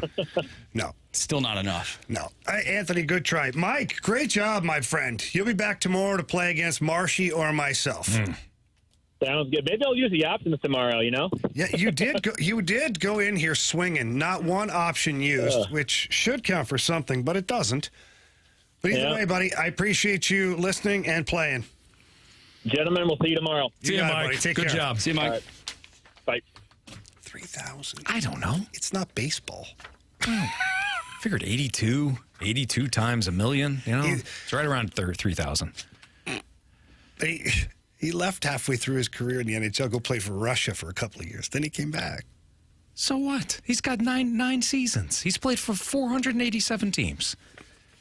My favorite team is the Stalter Sharks. The Sharks over in Germany. I mean, guy played a lot of games. Yeah, no, he did, Anthony. 82 games a year? Yeah. Do the math. Times, 15 40. seasons? Times 27 seasons. The 636 says Anthony had him at roughly 37 seasons in the NHL without missing a game. That's right. Yeah, about 3,000. You're 3-11 now in hockey, Anthony. I'm sorry about that. Well, I mean, come on. No, How many times? How many times are we going to spin hockey for me? I don't know. We actually start to cringe as it starts to creep towards hockey. We're like, oh no. You know what? I want to give you a fighting chance. I gave up again on the tiebreaker. I did. That's on me. I should have had the one that gets me is the Maple Leafs. Yeah. I knew it was the Maple Leafs. I talked myself into the Red Wings because the Maple Leafs haven't won. The Red Wings have had their success recently. Right. But still, was only 3 cups. That's it? Yeah, recently.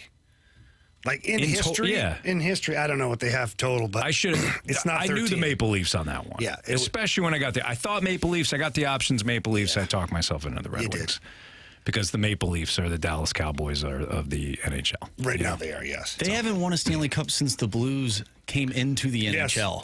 That's saying something. And they're still second. Some call it the curse of the Blues. Yeah, that's the one that gets me. And like 11 other teams that came in at the same time.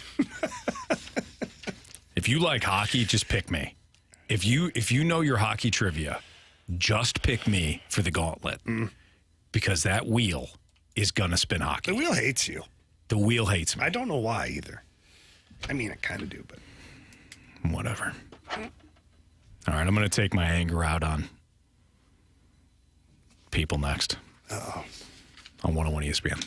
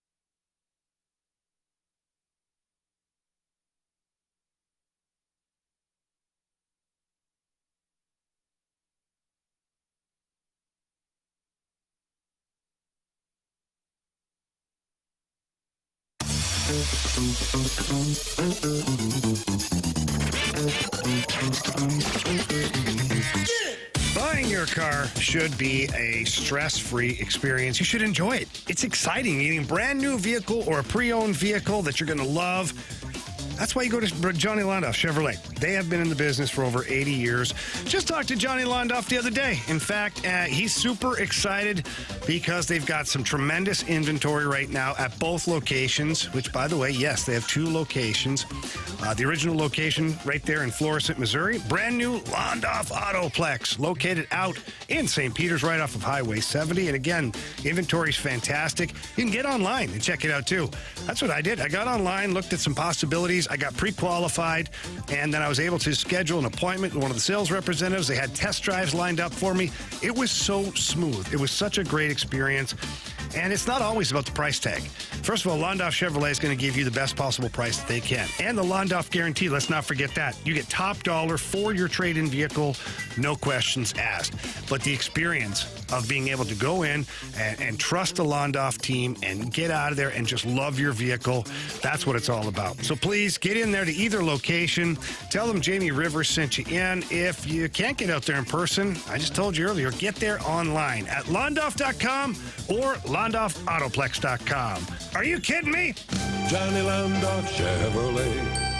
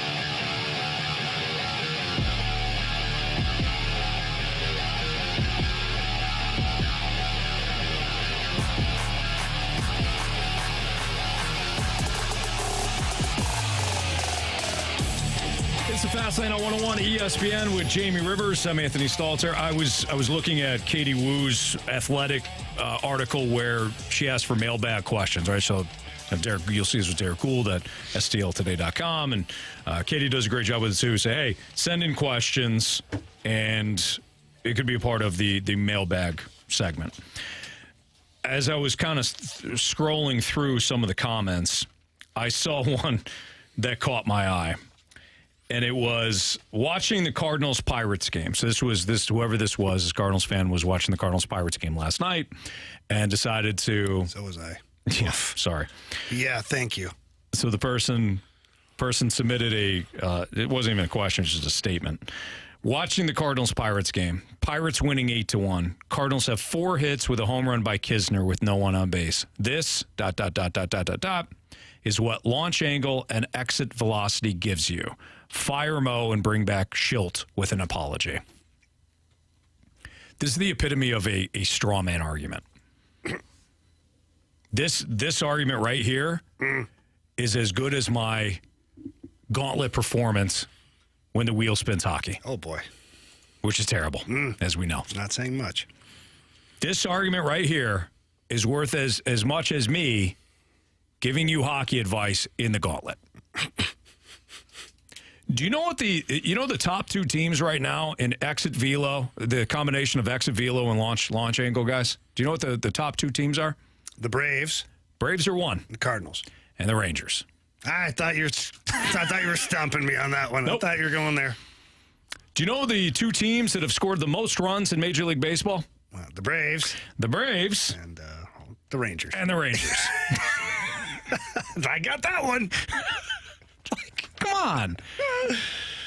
Out of all the things. What are you trying to say, Anthony? What I'm saying is, we've all seen The Water Boy, right? You've seen the movie The Water Boy. The documentary? The documentary. Yeah. About the water boy. Bobby Boucher. Yes. The kid who was scouted by a college football team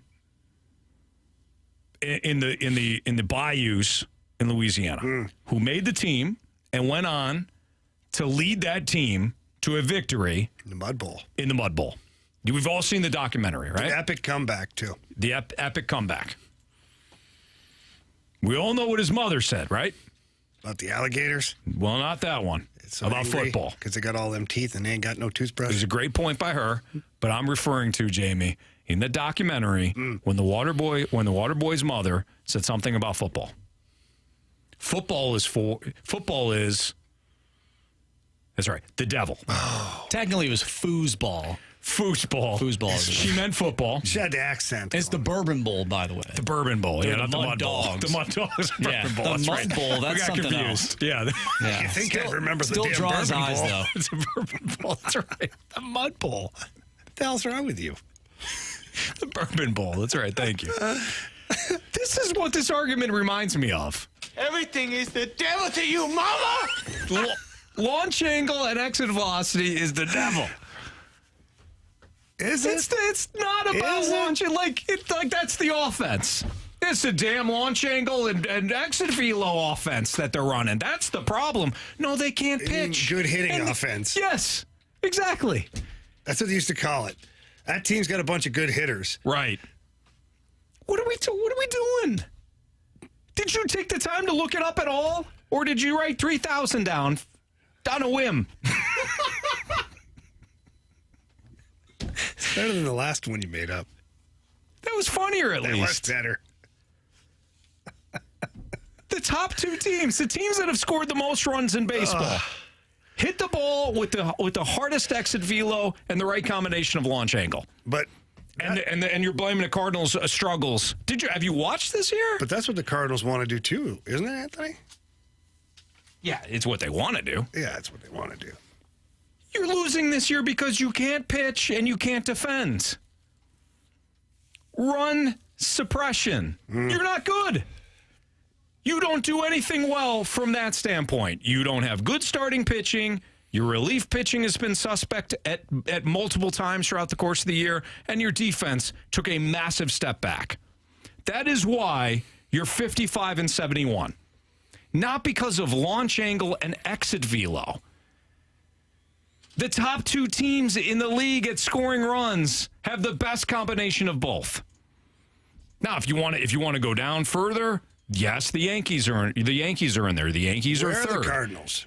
The Cardinals are actually 5th. Fifth in exit velo. I ask you that because what it does is it actually proves what you said to be the problem. It's not the offense. It's Correct. not the launch angle or the exit velo offensively. It's your pitching staff and for a big part of the year, the way you've defended. Correct. This is why I say it's straw man. Straw man invents a problem that doesn't exist so that you don't have to talk about the actual problem. You just blame it on something because that you don't know what the actual problem is. In this case, the actual problem is your pitching and your defense. Run suppression. The Cardinals have scored, 1, 2, 3, 4, 5, 6, 7, 8, 9, 10, 11, 12, 13, 14. 14th in runs scored this year. Is that where you want to be? No. Do they have, on that list, how many runners left on base? I could look it up. Because I feel like the Cardinals are right at the top of the league for runners left on base. At one point, they were okay, though, weren't they? Wasn't that was Brad's argument at one point? That was early in the season. Yeah. That was early in the season. Yeah. I feel like every other inning, every other game, we're stranding two guys on base all the time. Sure. So, I don't like that. Marsh doesn't either. Marsh has said that. Marsh has given up. I had a little nugget to share with you in the office. Maybe we'll get to that in the Sports Six-Pack. Ooh, okay. All right. Not chicken nuggets either. I wish. Even though I did have chicken nuggets for lunch today. What kind of nuggets did you have for them? The informational nuggets. Kind of nugget. Anthony likes nuggets. Yeah, for sure. You had some nuggets today, too. I did. I walked in, man. The office smelled great. Yeah. Yeah, my nuggets were good. I thought Jamie's going to give over some of his nuggets. You didn't. You kept your nuggets to yourself. I didn't know you wanted them, Anthony. Sometimes you just have to ask. Yeah, I don't. I'll come right over and plop them on your desk. Okay, good. Thanks. You're welcome. I'll remember that for next time. Yeah. By the way, Yarmir Yager. Ranch too. You what? You can dip them in ranch. I don't want ranch. Not a big. You like them straight up, huh? No, I want barbecue sauce or something. Oh, okay. Yeah. All right. I don't want ranch. Don't dip your nuggets in ranch and then give them to me. I won't. Some people really like that, Anthony. By the way, Yarmir Yager about 1,700 games in his career.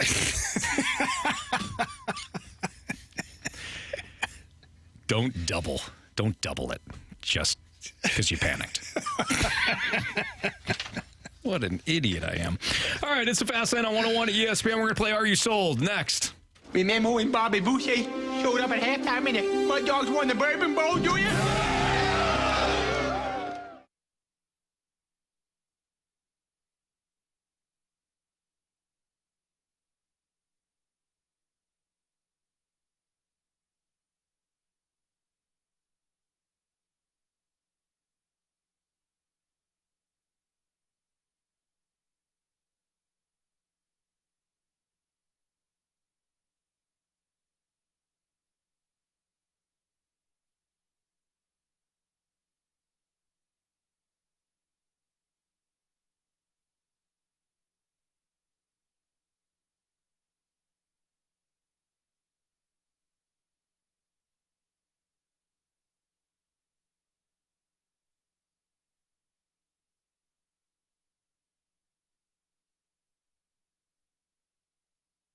Save money right now on your car or your home insurance with Allstate and Tracy Bibb from the Bibb Agency.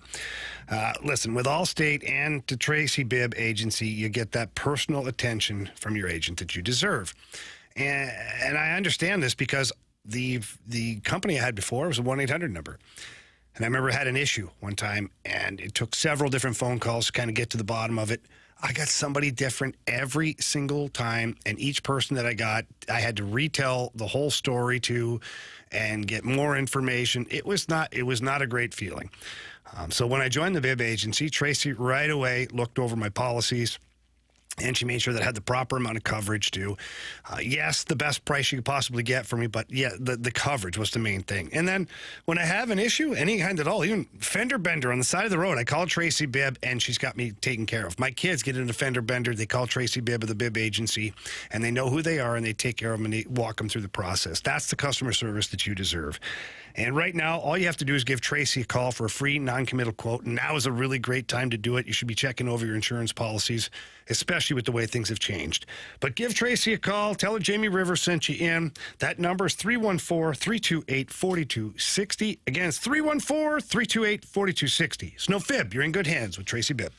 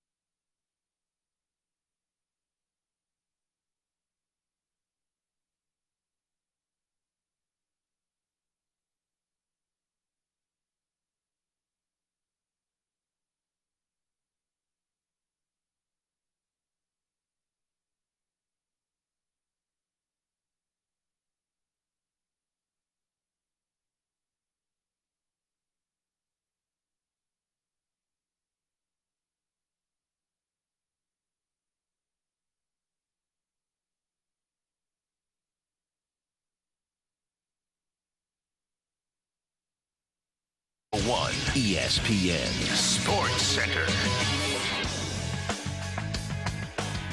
I'm Andrew Marsh. It's time for a Sports Center update, driven by Johnny Londoff Chevrolet and Johnny Londoff Autoplex. Drew Rom in his Major League debut. Well, it could have been better. 3 2/3 innings, 8 hits given up, 6 earned runs, 4 walks, and 4 strikeouts as the Cards lose to the Pirates last night by a final score of 11-1. They're back in action tonight, taking on the Pirates once again as Adam Wainwright is on the mound, looking for win number 199. He'll go up against Johan Oviedo, the former Cardinal. First pitch tonight is at 6:05. If you missed anything from today's show, make sure you go to 101ESPN.com or check out the 101 mobile app. You can find the full show there. It's all brought to you by Dobbs Tire and Auto Centers. I'm Andrew Marsh, and the Sports Center update is driven by Johnny Londoff. Find new roads and shop 24/7 at Londoff.com and LondoffAutoplex.com. Are you kidding me?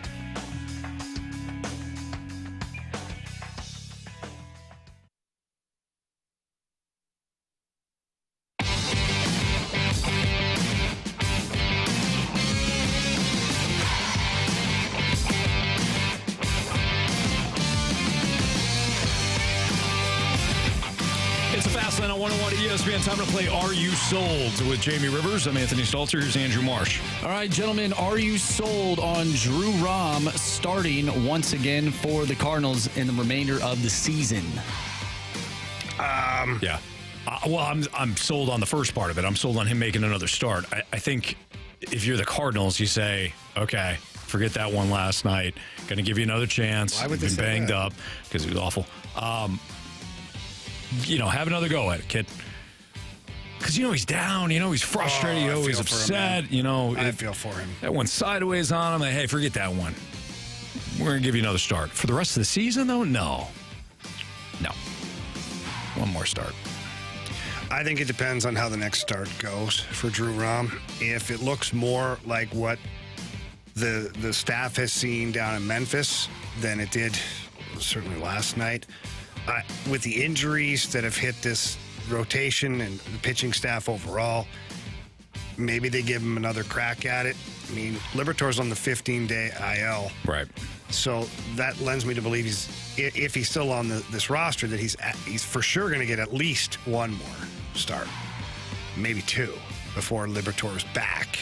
I know I did it. Before he returns to the lineup.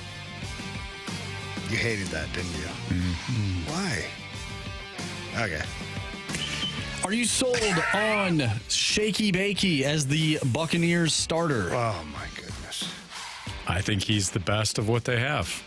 I would rather have Jacoby Brissett. I'd rather have, I'd rather have Jameis Winston. Honestly. Shaky Bakey, man, I just don't see it. I'm not happy. I can't see. All. My middle child has got me just angry again. He can't see.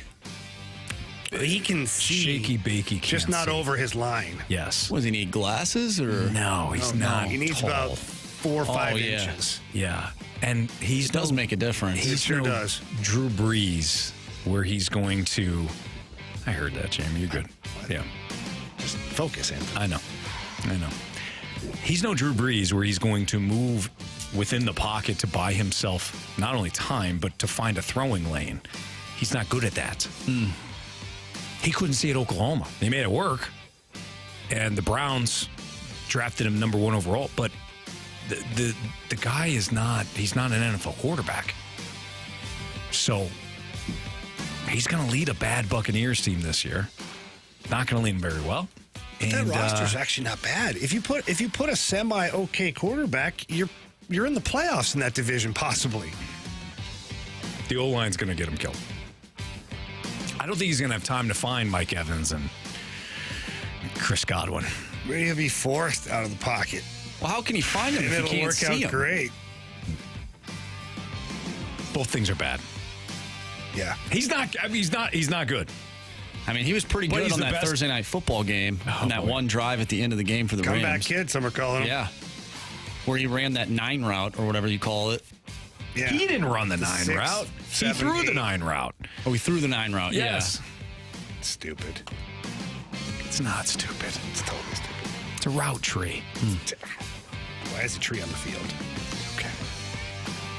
Are you sold on the Mets making a push for the final wild card spot? They're 7-3 in their last 10 games and 6.5 out of that final wild card spot. No. There's no chance. No. There's no chance. Right Absolutely here on not. record, there's no chance. No. At all. I am not sold on that. No, they'd have to count on so many teams being terrible. If they have a chance, so do the Cardinals. I said it. I think the only reason why we're talking about this is because they just played the Cardinals. 7-3 in the last 10 games. Yeah, they took 2 or 3. Trending upwards. I know the Pirates are a juggernaut to the Cardinals, but they played the Pirates and the Cardinals over that span. Hey, and you can only play who's on your schedule. Last night. There you go. Best team in baseball. Because the Braves fell asleep for a day. They took the night off. See, you can't. If you're going to be a World Series team, you can't take nights off. No, you really can't. I don't think. I'm not going to have them winning the World Series this year. Your Cardinals have taken a lot of time off this year. Oh, I don't think they even knew there was a season this year. I don't think so either. They didn't realize the season started. Yeah, they thought it was the COVID year. There's only 40 games. Right. Boys are 55 and 71. Woof. So disappointing. That's terrible. The only team that is worse in the National League is the Rockies. That's it. And the Rockies have a minus 169 run differential. Wow. Which is surprising. They play at a ballpark where you think runs would... Yeah, against them. Well, that's true. Yeah, it works both ways. Not great. Well, how about the Padres? They're 5.5 games out of that final wild card spot, and their run differential is plus 61. I have more faith in the Padres than the Mets. The Giants are going to fall out of it. The Giants have been bad. Anthony, They've dropped 7 of 10. We got a text here. You love these ones. From 314 says, back in 11, what did you guys say about the Cardinals? They were done. They also had Chris Carpenter as your pitcher. Chris Carpenter. Yeah, that's what we said. Garcia. Let's do this every year, shall we? Let's do this every year. I'm ready. Let's talk about a team that we said was done and actually was done. And you're going to throw the one example in our faces. You're going to throw the Tom Brady in our face. Really? Come on. You're going to throw the Blues in our face. What'd you say about the Blues in 20? Yeah, they were done. You knew it too. You all knew it. I believed. Ish. 2019. What'd you say about the Blues in 20? They were done. Blow it up. That's what's fun about it. You're right. You're going to throw the Mets in my face, huh? I don't think so. The Mets? That team stinks. We'll just see what happens, Anthony. They got a first baseman. They didn't realize what you do when a kid gets his first major league hit. What an idiot. Total donkey. All right, guys, last one here. Are you sold that Ollie Marmol is on the same page with the front office? Oh, I know he's on the same page as the front office. The front office chose him. Oh, wow. I'm serious. The front office chose Marmol because they all agree. Tell me I'm wrong. You're wrong on this one, Anthony. I don't think so.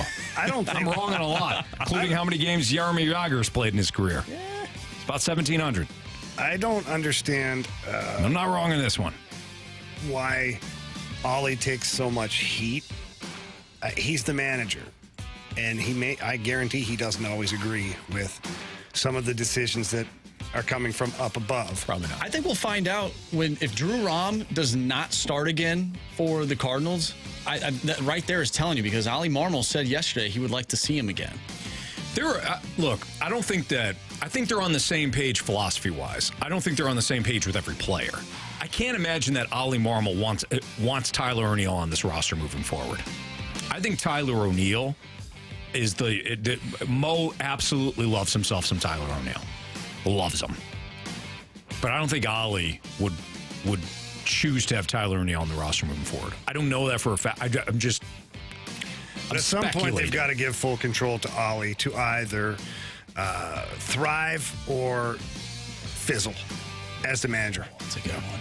No, they have to. Yeah. Like at some point, quite honestly, this offseason, if I'm Mo, Ollie Marmol is in all of my discussions when it comes to free agency and trades and minor league players and all.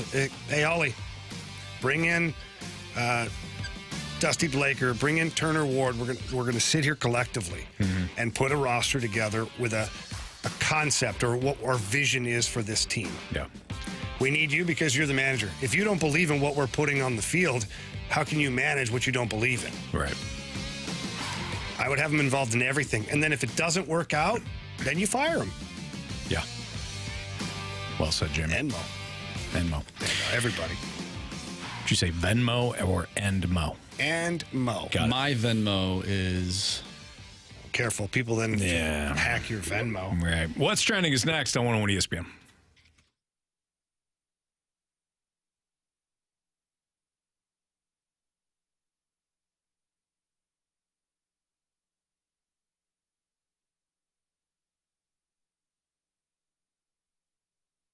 Great legacies don't happen by chance. They're built with strategy, experienced guidance, and a vision for the future. Have you outgrown basic financial advice and are ready to start your legacy? Let's chat. Plan Corp, redefining wealth management through one simple value. Always do what's right for our clients. Complex financial planning for families and businesses right here in St. Louis since 1983. Plan Corp is your financial life advocate and now accepting new clients. Visit startmyplan.com to get started with a complimentary 2-minute plan analysis.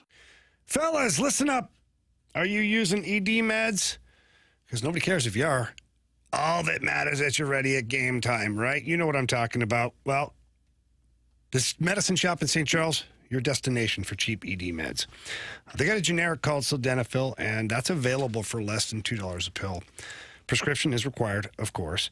And the pharmacy's fantastic. If you're looking to go into the pharmacy, you're requiring some advice on first aid, on allergies, on colds, anything you have, get over to the medicine shop in St. Charles. Tell them that Jamie Rivers sent you in. They are fantastic. The customer service is great. They're so friendly and helpful. You won't be sorry. And one other feature that they have over at the medicine shop in St. Charles is free discreet shipping and delivery to your home or workplace of any medicines that you require. We've talked about this before. With busy schedules, schools back in session, activities after school, sporting events, whatever it is, you don't always have a chance to get to the pharmacy to pick up your medicine. Well, the medicine shop in St. Charles brings that medicine to you. And again, the customer service is absolutely outstanding. So please get in there and say hi to all of them for me. But if you can't get there in person, get there online at stcharles.pharmacy. That's stcharles.pharmacy.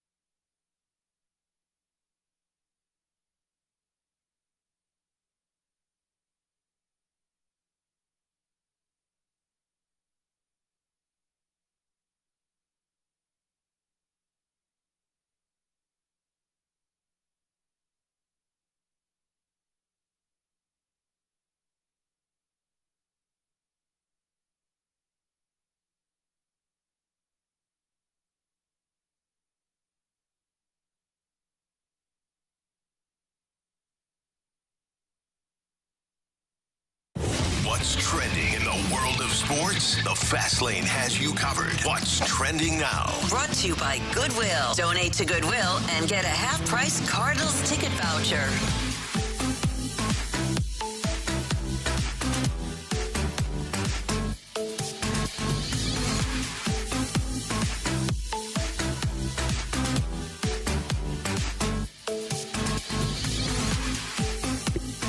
Welcome back to the Fast Lane here on 101 ESPN. Anthony Stalter, Jamie Rivers. I'm Andrew Marsh, and it's time for What's Trending. Fellas, Paul DeJong, who was DFA'd not too long ago, is now with another Major League Baseball club. The San Francisco Giants signed Paul DeJong to a Major League contract. He will join the team tomorrow. Thoughts on the King returning to a Major League Baseball team? Well, he got a Major League contract. That speaks volumes for me because most teams would take a flyer. I'll give you a minor league deal and we'll see how it goes. I don't know what the deal's worth. Doesn't matter. It's a Major League Baseball contract, which will help him going into free agency this summer. It's a better look. Let's just put it that way. And he's going to a competitive team. Not that the Blue Jays weren't, but it's not like somebody who's completely out of it. The Rockies are picking him up just to fill a spot. And the one thing that jumped out to me, Anthony, right away, and you know more about the Giants than I do, but that wasn't actually supposed to be a slam. The Giants are a team that sign and acquire players for very specific reasons. Right. There's something that they have seen in Paul DeJong, probably not so much with the Blue Jays, but at least early on this season, that they think he's going to fit perfectly into a certain role. Yeah, I think good call on Giants that. are going to win the World Series. You got to make the playoffs first. They have a need at shortstop. When you and I were talking about this before the trade deadline, we mentioned two teams. We mentioned the Dodgers and we mentioned the Giants. When it came to Paul DeJong and trades that he could go to, teams that he could go to, the Dodgers almost immediately after we mentioned that wound up trading for Rosario, so that kind of eliminated them. The Giants called up their top prospect at the time, the young shortstop who's 21 years old, Luciano, almost immediately. It's like, okay, those two teams fell out of it. The Blue Jays only acquired him because of Bo Bichette. And Bo Bichette is drawing closer. I think he's doing some minor league rehabs right now.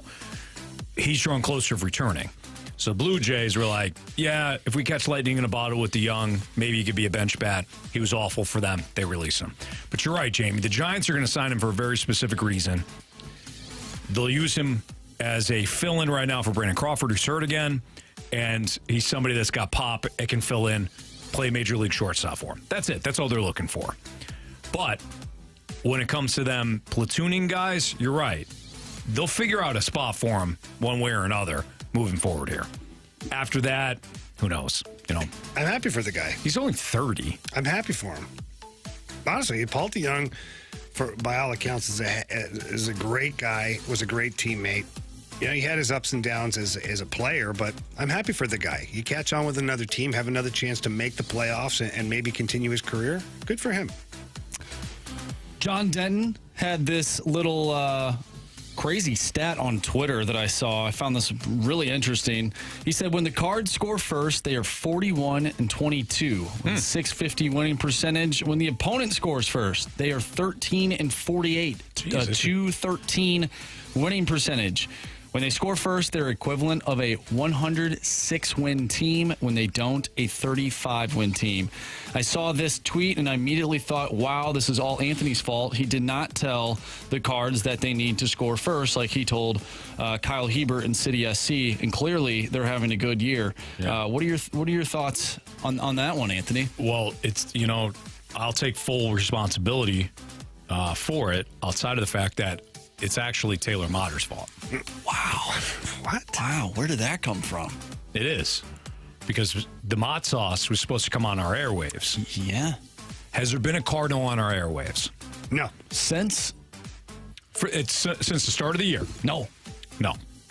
Mm-mm. Who has come on our airwaves? Miles Michaelis. Who's come on our... No. Who's come on our show, I should say. Oh, Kyle Hebert. Kyle Hebert's come on our show. Yeah. Multiple times. Yeah, he did. I can't disperse the knowledge if these guys aren't willing to listen. That's true. You know what I mean, Marsh? That's true. So Hebert comes on. I dug up that little nugget about them scoring first and winning a lot. I gave it to Kyle Hebert. And Kyle Hebert does what with it? He implemented it. The Cardinals, specifically the Mott sauce, said that he was going to come on our show. And then he ghosted us. And what has happened since? Cardinals have not played well. Yeah. Exactly. Yeah. Miles Michaelis tells us he don't like my boat name, and he doesn't like Jamie's nickname. What happened to Miles Michaelis afterwards? Yeah, I think he had a bad stretch of games. He got hurt. Oh, even worse. My goodness. You doing the math here on this? You understanding things? Yeah. We've got knowledge. Yeah. We've got good ideas.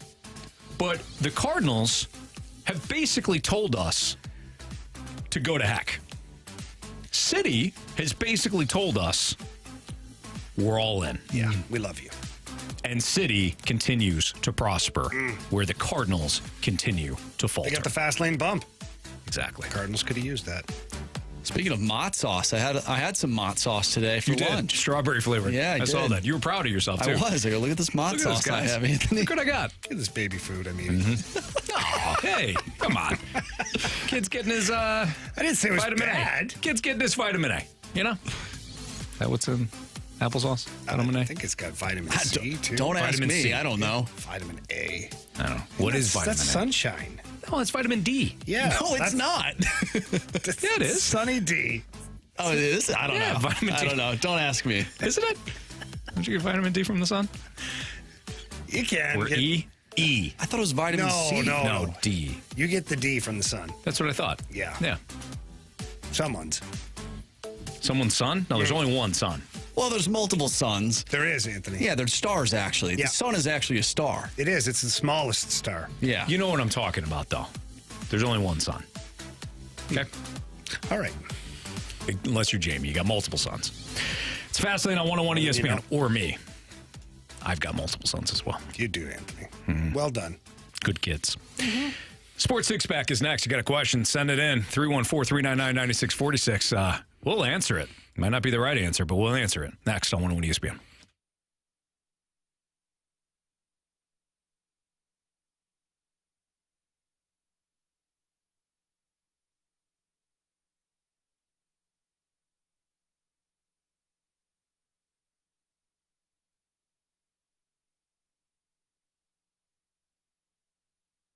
Fellas, are you tired of not feeling quite right?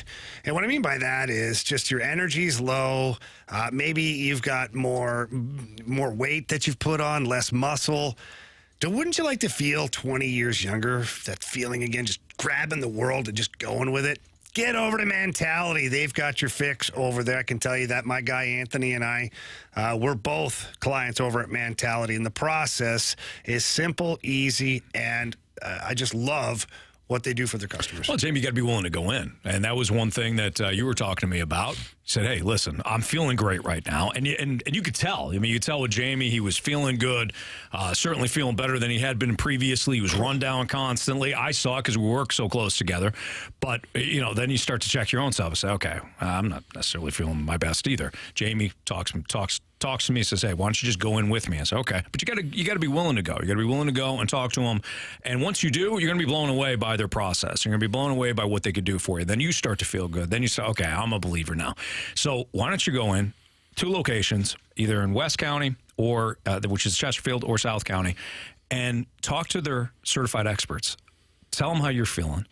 Get on a program and start feeling good almost immediately. Yeah. And it's covered by most insurances, too. So double check that. Get in there. They do a full blood panel on you and give you a program specific to you. And all you have to do is tell them that Jamie and Anthony sent you in. Or if you get there online, visit lowtusa.com. Again, that's Mentality at lowtusa.com.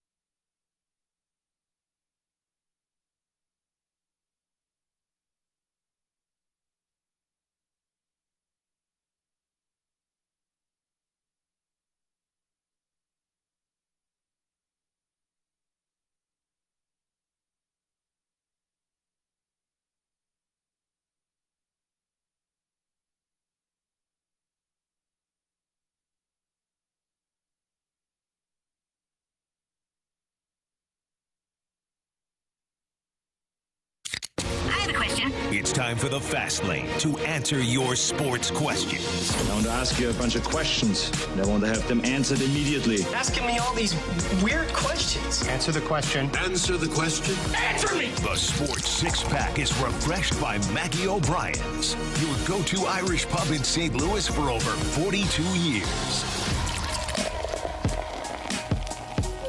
5:06, your time check is brought to you by Clarkson Jewelers, an officially licensed Rolex jeweler. With Jamie Rivers, I'm Anthony Stalter. Here's Andrew Marsh with your questions. Question number 1. All right, gentlemen, from the 314, the Gauntlet got this listener thinking about some of the greatest defensive pairings and then listed off a few different ones.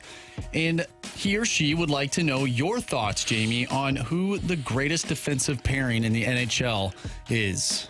Maybe currently and maybe historically as well. Jamie Rivers. Rivers and McInnes. Al McInnes won the Norris Trophy that year, just saying. You're welcome. Yep. Thanks, Al, for the dinner that you never bought me. Oh, really? I'm just kidding. No, Chopper's great. That's terrible. Al's great. I'm sure he bought me plenty of dinners over the years. I'm just being a ding-dong. The greatest pairings in NHL history. I mean, Nick Lidstrom and whoever the hell he played with is pretty much a guarantee there. He played with Chris Chelios, Matthew Schneider. He played with some pretty good guys. Larry Murphy. Vladimir Konstantinov, that was a hell of one. Lidstrom and Vladimir Konstantinov, I mean, my goodness, that's quite the pairing right there. It always seems like the pairings comes down to like one guy that's a relative, not no name, but just good defenseman and a superstar. Yeah. You know, like Bobby Orr.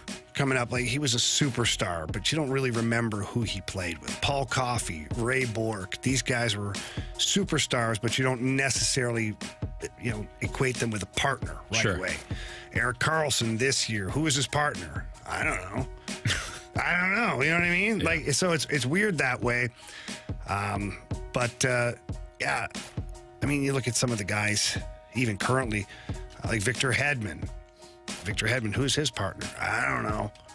It's because whoever they play with, they elevate that guy's game so much that it really, not that it doesn't matter, but it doesn't matter. Yeah. And I think that going back to even guys like Chris Pronger and Al McInnes, like the year Al McInnes won the Norris Trophy, all jokes aside, I was a young player. I think it was my second year in the NHL. And Al goes up and wins the Norris Trophy. Sure, I helped probably in some capacity, but can you imagine if he was paired with Pronger?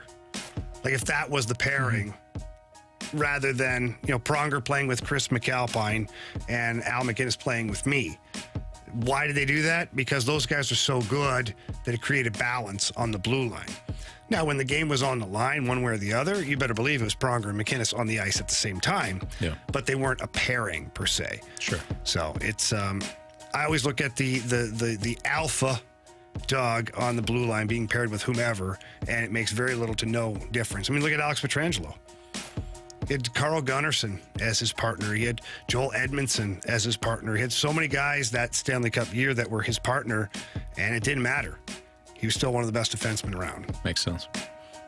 Question number 2. From Thanks Dad. The last two fade or follow bets were way off. Wayno versus the Royals. Cards more hits than the Mets. When will the listeners embrace analytics and fade y'all? Yeah, we've been very extreme with some of our picks. And I know sometimes the listeners feel obligated to follow us because they don't want to somehow insult us, I guess. I don't know. But please, when we're extreme, just fade us, please. Well, I think we've put ourselves in a box too. We're like, oh, it's going to be Cardinals. Come on, let's actually do some homework, guys. So you'd rather be out of the box then? Yeah. I don't know. Hey, I'd beg to differ. Yeah, that he was 3.5 strikeouts. I'd like to keep it right there. Sure. Most times, yes. I mean, every now and then. But, we'll do better. I mean, there's some places that, you go outside the box, are just as good. Okay? You're not wrong. So let's do that. Let's think more outside the box. I'd rather be in the box. Well, naturally, but Anthony's right. Every now and then, outside the box is fine, too. Okay. I'll listen to you guys. You know what I think we'll do? We'll just continue to mix it up. Okay. Question number 3. From Swan. He says, guys, now that my first day of class is over, when you guys were in college or school in general, what was your favorite subject? Does PE count? I'm not going to count that. I think that's everybody's favorite subject. All right. Well, not everybody's, Andrew. The kids that aren't athletes do not like PE. That's fair. That is fair. I took a history of rock and roll class in college called School of Rock. Yeah. I watched that documentary thinking it would help in the class. It didn't. Yeah, it didn't. Anthony, what was it like when you found out your teacher was actually a different person? Yeah. A guy named Dewey Finn. Oh, yeah. Do we care? I don't think I had one favorite subject. I didn't do well in school. You know? Yeah. Believe it or not. All the way up to CMU and you didn't do good? CMU I did actually pretty well. There you go. Because I started taking broadcasting classes and journalism matured, classes. Anthony. You grew up. Yeah, sure. Yeah. Ish. Ish. Yeah. Yeah.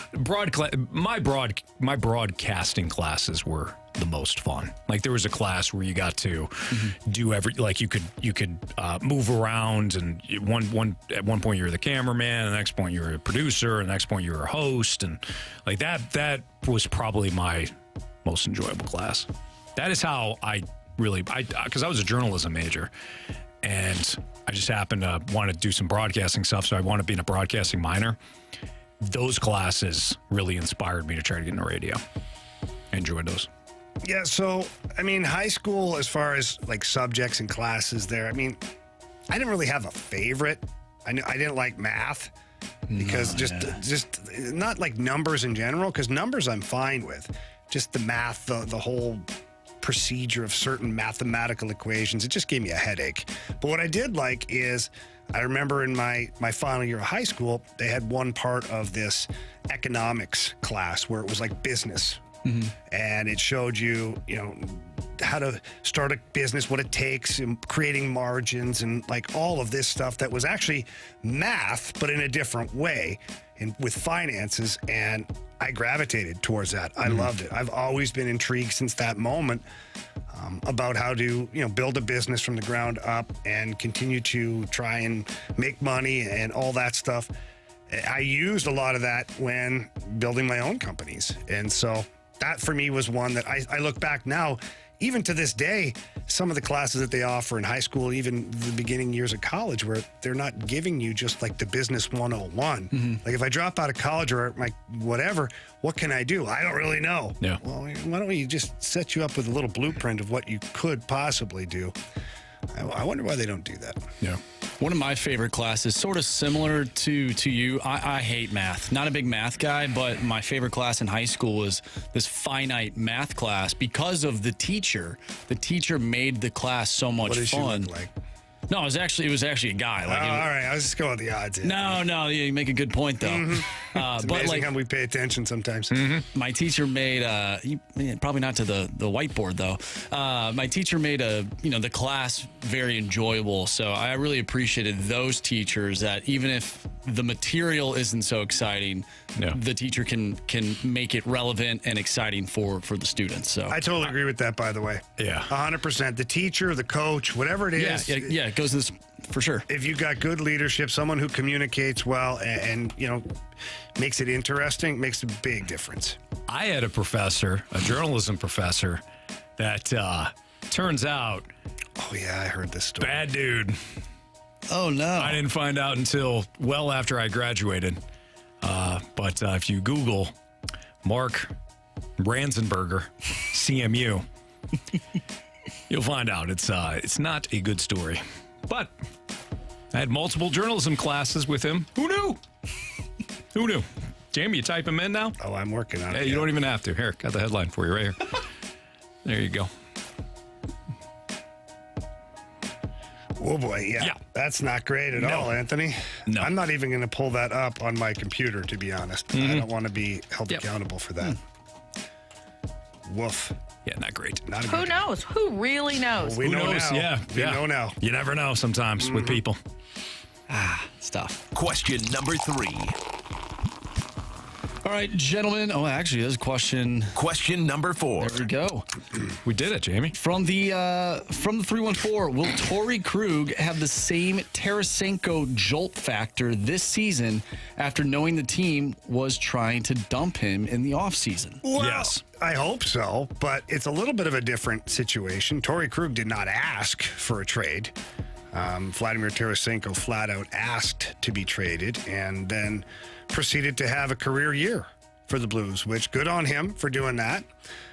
I think Torrey Krug's going to have a much better season. I think the defensive core overall will be much improved. I've said it ad nauseum now to the fact that these guys know it wasn't the best season for them. They're prideful guys. They're at the top of the food chain in their sport. Whether you think so or not, based on last year, these guys are pretty good defensemen. They're going to be on a little bit of a revenge tour coming up here. They're going to want to show a lot of people, a lot of critics, that they got it wrong, that the narrative is wrong. And Torrey Krug is one of those guys that, yeah, he's going to have a chip on his shoulder. You tried to trade me. You wanted to trade me. You asked me to waive my no trade clause. Okay, yeah. You want to get rid of this? You want to get rid of this? As I'm putting up points left and right, the power play's back in the top 5. I think he's going to have something to prove for sure. You want to get rid of this? I'll kill you. No, I don't think he'll say that. No? I don't think he'll say that. Okay. Think, of course, I don't know. Did I go too far? Maybe. I think Army would probably say, you know what? That's exactly what I'm looking for. I'm going to keep you. I think you're right, Anthony. All right. Question number 5. Did you want to carry that over? Maybe there could be. Maybe we can carry over the question. All right. What do you got? From the 314, there's been a lot of talk about how this season will force the Cards front office to do things different and have an aggressive offseason. But I'm not falling for it.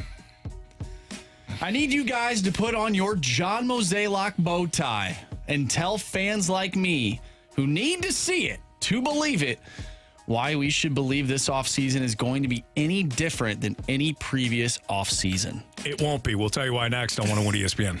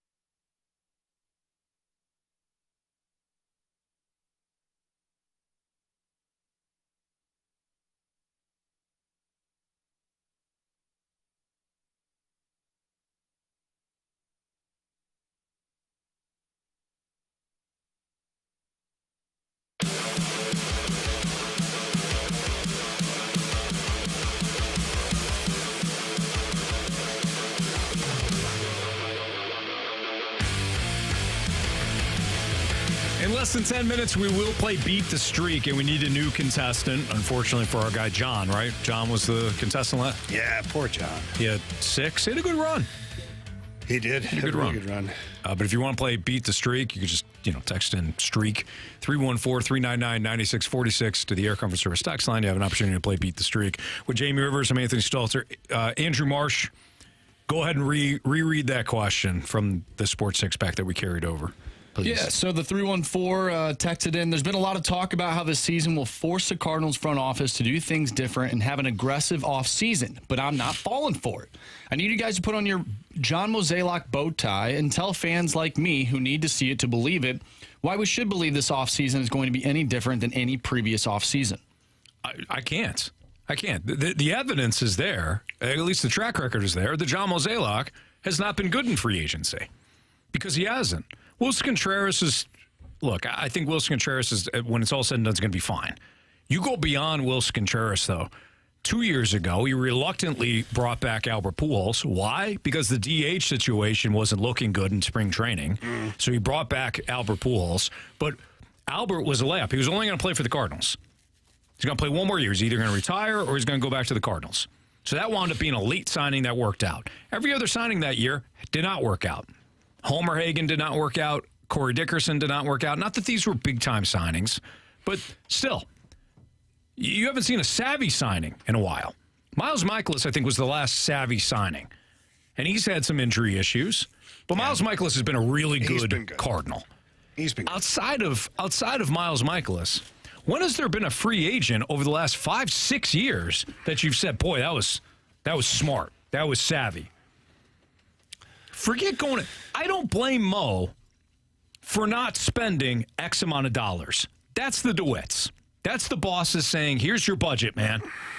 Here's what you have to work with. Yeah. I don't blame Mo for not handing out a $200 million contract. That's not his department. What his department is assigning free agents based on his budget. When has he done that well? When was the last time he did that well? I don't know. I'm not being a jerk here, but look at the track record. No, track record's not pretty. So if you're a fan right now, and I get the question, I get the spirit of the question of, hey, convince me that I'm wrong. I'm not going to. Based on what? I'm with you. You say, all right, we're going to 3 pitchers. We're going to get 3 pitchers next year. What's that going to look like? The Seattle Mariners are not going to hand you one of their top guys. Their top young, cost-control guys. I would not trade Nolan Gorman. I'm on record of saying that a while ago. I'm record on saying it right now. I would not trade Nolan Gorman. I would go to Paul Goldschmidt and say, hey, Paul, do you want to play for a different team, or will you not waive your no-trade clause? He would be a guy that I would move. Not because I don't like Paul Goldschmidt, but he's an aging player on a 1-year deal next year. That is a guy I would look to move. I would not look to move the young left-handed slugger that I developed in this organization that's cost-controlled. Yeah. Let's be smart about this. Because I blanked up on my pitching, I'm going to trade Nolan Gorman? No, I'm not going to do that. Dylan Cease is not going to be available, guys. I've seen that one, too. What would it take to get Dylan Cease and Logan Gilbert? You're not going to get those guys. It's a non-starter. It's a non-starter because you won't give up what you need to get them. Sure. Because the White Sox are going to hold you over the coals. Why wouldn't they? The Mariners are going to hold you over the coals. Why wouldn't they? Think about it this way. Some team calls you for Jordan Walker. What are you going to tell them? Say, sure, Jordan Walker's available. You're going to give me, I don't know, and you're going to set the price so absurd that they're either, okay, we'll do it, and then you get this absurd trade back, or they hang up the phone on you. Mm-hmm. That's what the White Sox and the Mariners are going to do.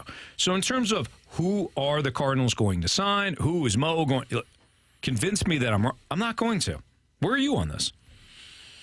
Well, I can't base my decision on future happening because they haven't happened yet. I don't know what Mo's going to do. Right. So what can we do though? So I can only evaluate what has already happened. Amen, brother. And if that's the case, if I'm taking that only and evaluating it, I don't expect anything of magnitude to come this offseason. I expect a lot of mid-tier shopping and a lot of hope. and patience. Yep. Literally, that's what Mo's been saying for 10 years now. Yeah. Anytime he's asked about anything to do with the team or the process, it's just patience. Just everybody be patient. Okay, well, Cardinal Nation has been pretty patient.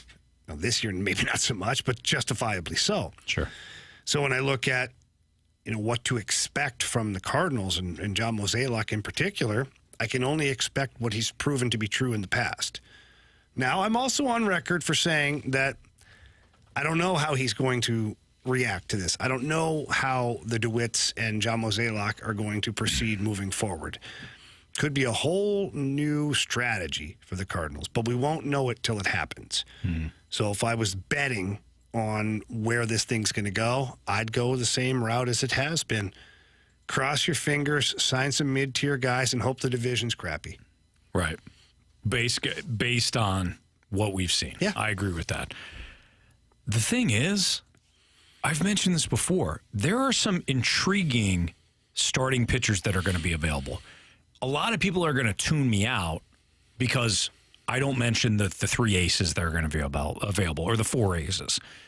Shohei Ohtani, Blake Snell, Aaron Nola, and Julio Urias, who's not having the best season, but he's still a top of the rotation arm.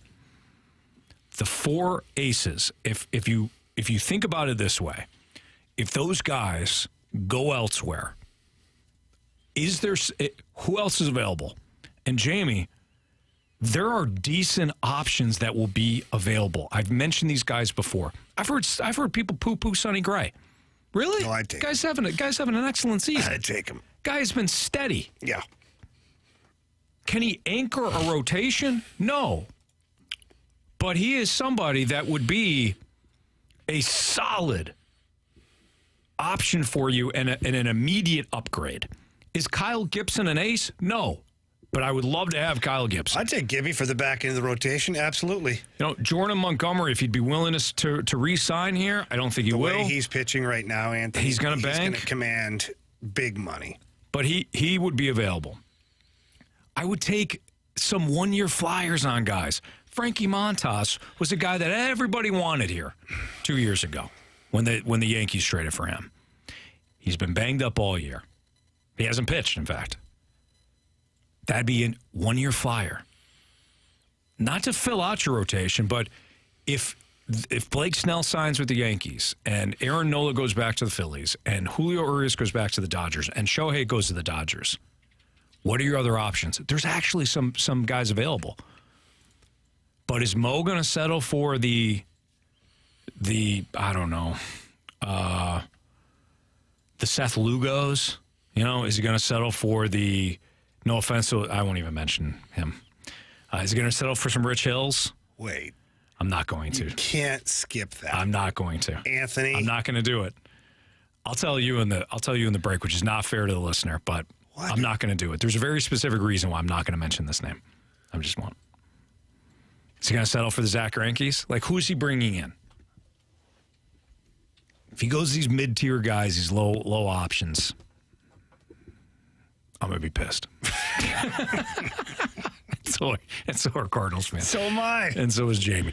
Beat the streak and biggest question of the day next on 101 ESPN.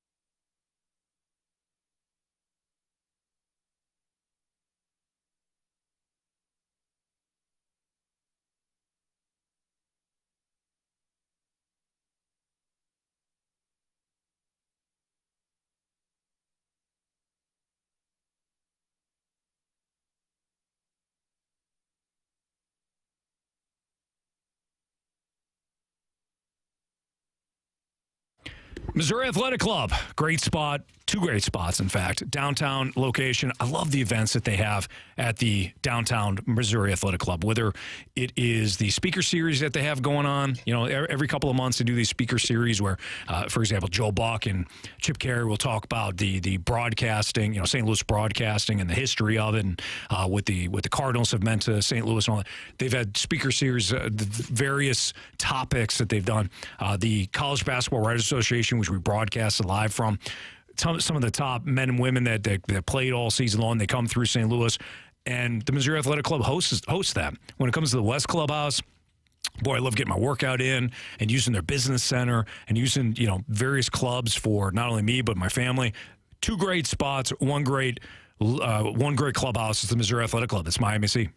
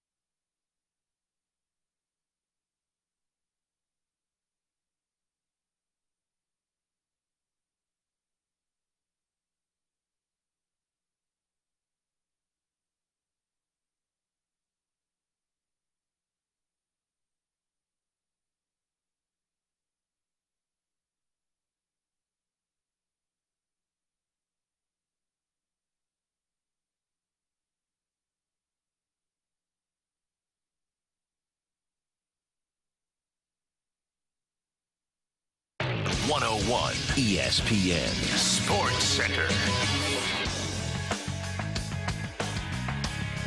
I'm Andrew Marsh. It's time for a Sports Center update brought to you by Saliga Heating and Cooling. The Cards back in action tonight, taking on the Pittsburgh Pirates. Adam Wainwright on the mound, going up against Johan Oviedo. 6:05 first pitch. Looking to get back in the win column after they lost yesterday by a final score of 11-1. Drew Rom, who made his major league debut, went 3 2/3 innings. Gave up 8 hits, 6 earned runs, walked 4, and struck out 4 as well. So once again, Adam Wainwright, Johan Oviedo, Cards, Pirates, first pitch, 6:05. If you missed anything from today's show, make sure you go to 101ESPN.com or check out the 101 mobile app. You can find the full show there. It's all brought to you by Dobbs Tire and Auto Centers. We have Beat the Streak and Biggest Question of the Day coming up next. I'm Andrew Marsh, and the Sports Center update is brought to you by Saliga Heating and Cooling, an independent American Standard heating and air conditioning dealer.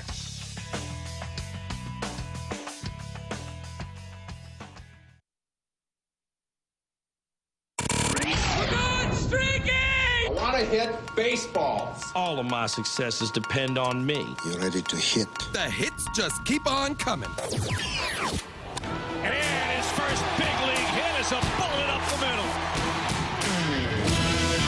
It's the Fast Lane on 101 ESPN. Jamie Rivers, Andrew Marsh, Anthony Stalter. We've got James, who's our latest contestant for Beat the Streak. What's up, James?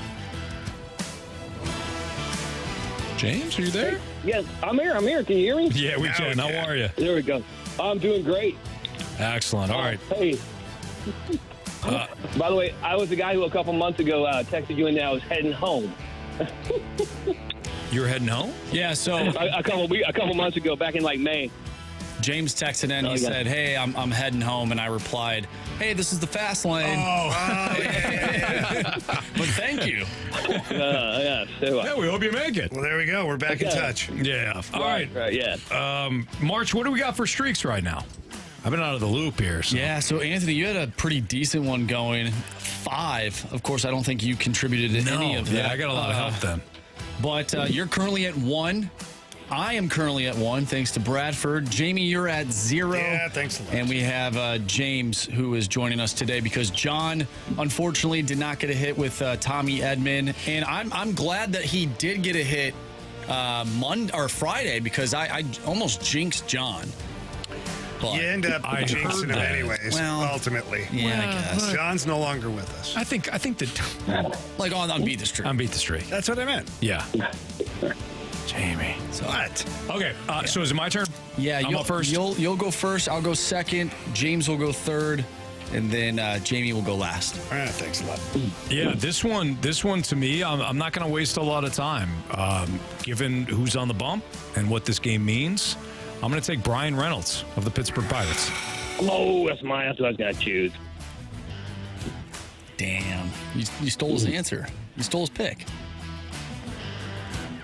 May God have mercy on your soul, Anthony. Oh, Anthony. Unbelievable. Marsh, where are you going? I'm going to go with Andrew McCutchen. He's batting .313 against Adam Wainwright in 80 at-bats in his career. 3 home runs, 13 ribbies. So I'm going to go with McCutch. Okay. Andrew McCutchen. Pirates are going fast. Okay. James, who would you like? Well, I'm going to have Rhode Island. I'm going to hope that the Cardinals can get a hit. And I'm going to go with Big Willie and Wilson Contreras with the base hit. Okay. There you go. Jamie. Still plenty of Pirates available. I'm going to do something completely different than you guys are. Because I don't like your attitudes at all. I don't like your disrespect. The Cardinals. Yeah. Or Adam Wainwright. I'm going to go with Palacios. There it is. Yeah. Wait, which one? Joshua. That's what I thought. That's what. Oh, Jamie. That's what I thought. Yep. Your face was great. You're like, wait, which one? I was waiting for a pirate to come out of your mouth. Yeah, you heard me. Be waiting a while for that. James, good luck, man. Yes, sir. All right. Good luck, buddy. We'll talk to you tomorrow, hopefully. All right, hope so. Yes, sir. Good luck, guys. I appreciate it. There you go. All right. Let's beat the streak. We got biggest question of the day now. It's time time for the Fast Lane's biggest question of the day.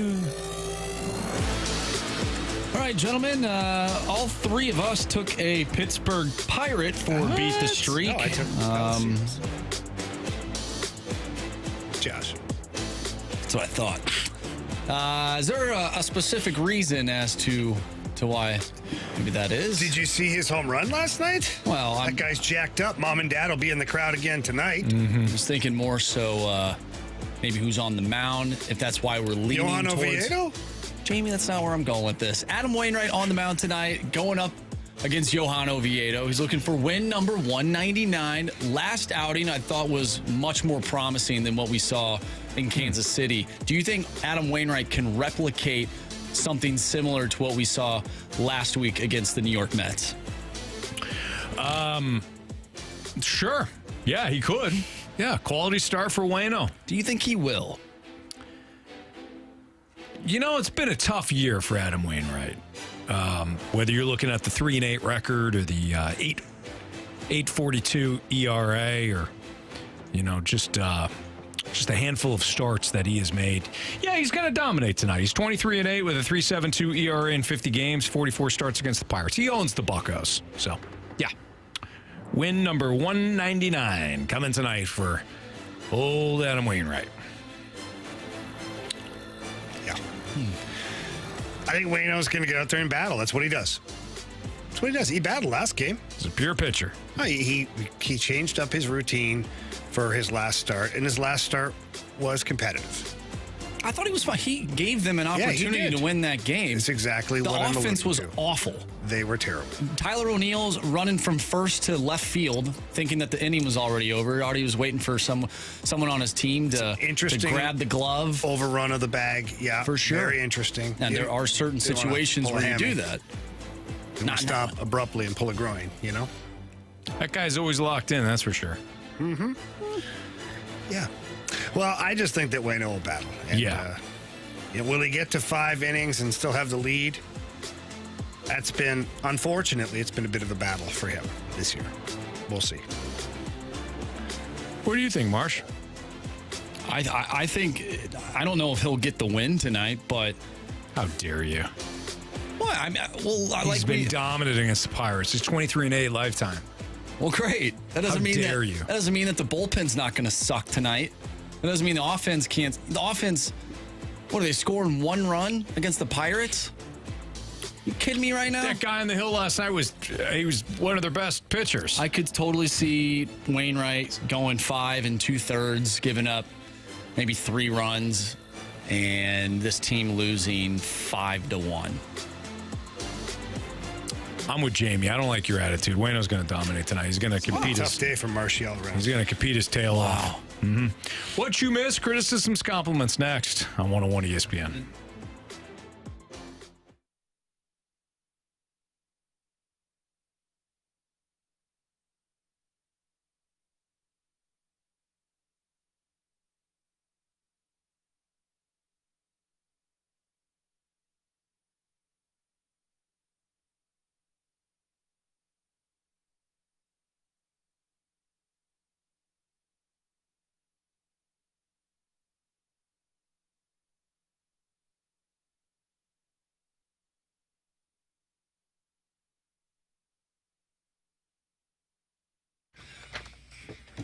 If you are looking for replacement windows, please look no further than Window World. Fantastic company that is the preferred window of your St. Louis Blues. They got such a great product over there, too. They got a double-strength glass that you just don't see in ordinary replacement windows. And I was asked by the ownership group over there and the employees to go back into the warehouse and stand on one of the windows. I did, and then they said bounce a little bit up and down, and I did, and the window didn't break. I couldn't believe it. It was an amazing product. But along with that product, you get a lot of things, too, including a lifetime warranty that covers all the parts, the glass breakage, and the labor. And the technicians do a fantastic job of getting into your home for the free estimate, measuring everything perfectly. Then they custom order all of your windows so that they fit perfectly. And also the customer service is fantastic. They make sure that everyone is satisfied, that everything's installed properly, and they take care of everyone that chooses Window World. They also are still offering 18 months, same as cash financing with approved credit. So without further ado, give them a call, please, at 314-993-1800. That's 314-993-1800, or look them up at windowworld.com.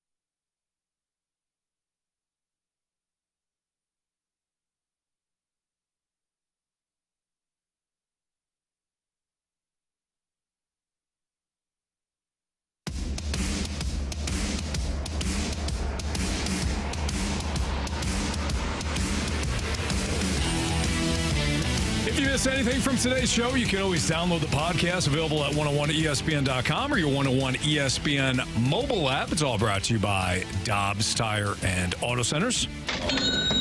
Talked about Mason Winn today.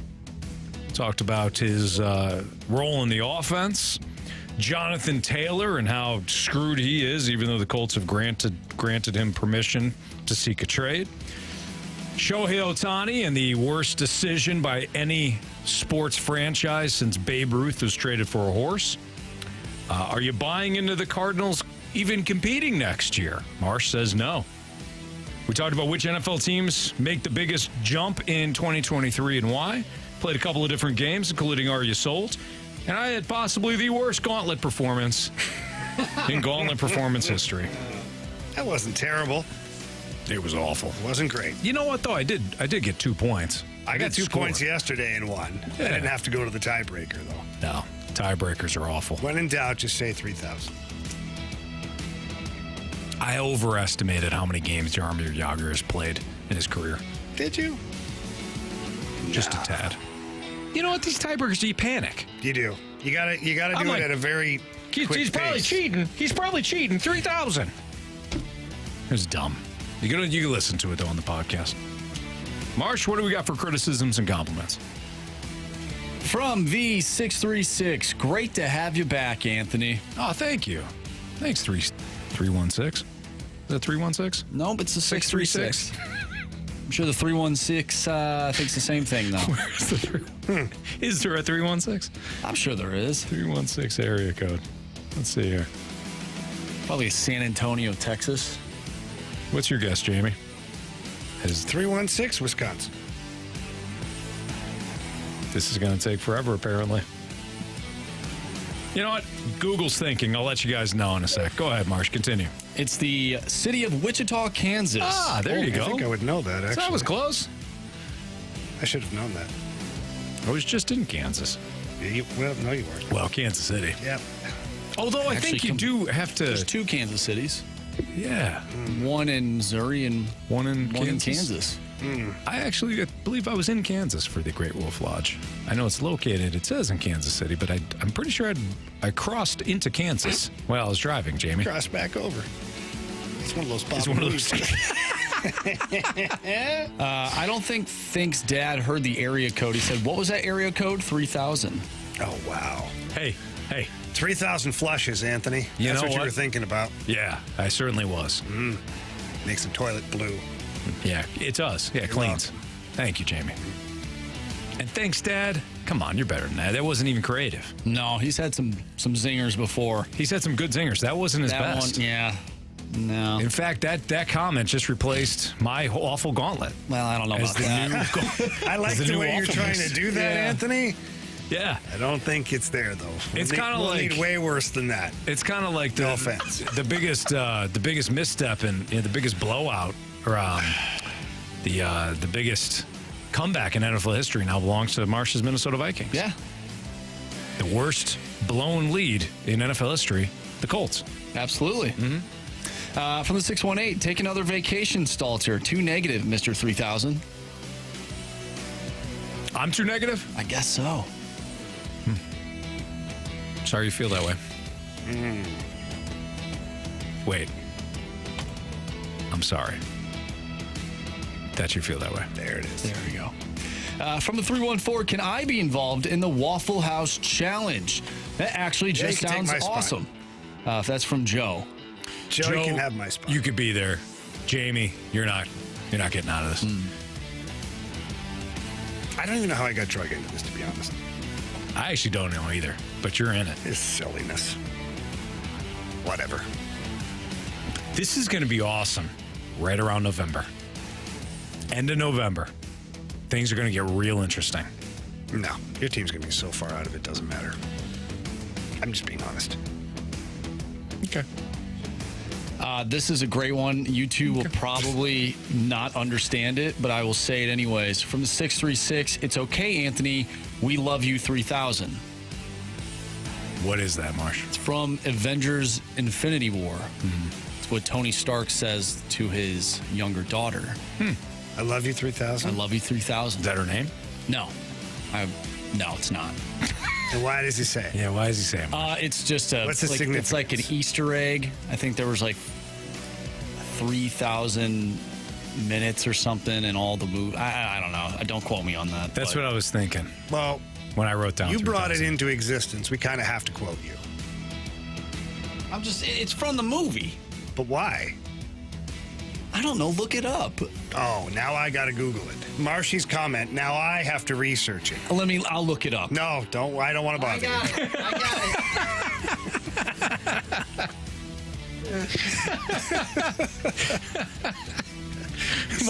Marsh just gave us I'll do it all. I'll do it all, guys. No problem. I'll read the questions. I'll talk on air. I'll look stuff up. I'll look up the 316 area code. I'll look up the 3000 for you. You scumbags. That's basically what Marsh said. Well, I don't know. This website I'm looking up right now, I don't think they know either.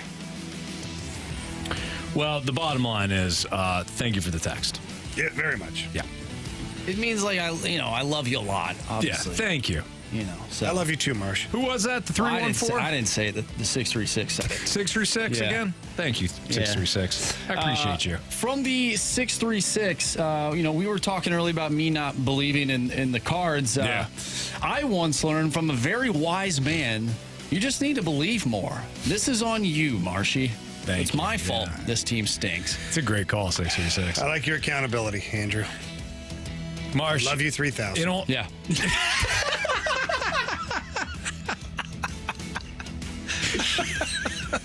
I'm just going to keep saying that. I'm just going to say that to people randomly now. Yeah, absolutely. I love you, 3,000. Someone will get it and be like, oh, yeah. I got you. What does it mean? I don't know. Hey, you know what? I said Avengers Infinity War meant Avengers Endgame. Oh, yeah, we knew that. Yeah, I was going to call you out on I was that. actually trying to trip you guys up. I figured you were struggling enough. For sure. Here we go. Last one. From the 314, the sun is not the smallest star, not even close. Rivs, look up red dwarfs. He won't. White dwarfs, neutron stars. The sun is a medium-sized star. Just saying. That's what we said. There you go. The more you know. That's what we said. Did we say the sun is small, though? I don't think we said it was small, did we? I thought it was the smallest star. Yeah. Oh, is that what you said? About suns being small. Yeah. Well, I have a small son, but he's like 18 months. I mean, he'll grow. Well, he better. Yeah. He will. Yeah, he will. Yeah. Kid eats more than most of us in the family. We call him the campground raccoon. Well, that's because you feed him out of a trash can. He eats everything. He'll eat it. You don't care. Here, honey. He eats everything. Leave the lid off of that thing. Watch him go. That's right. Instant replay is next for Andrew Marsh, Jamie Rivers, and Anthony Stalter. Appreciate everybody listening. And, of course, we love you, 3,000. See ya.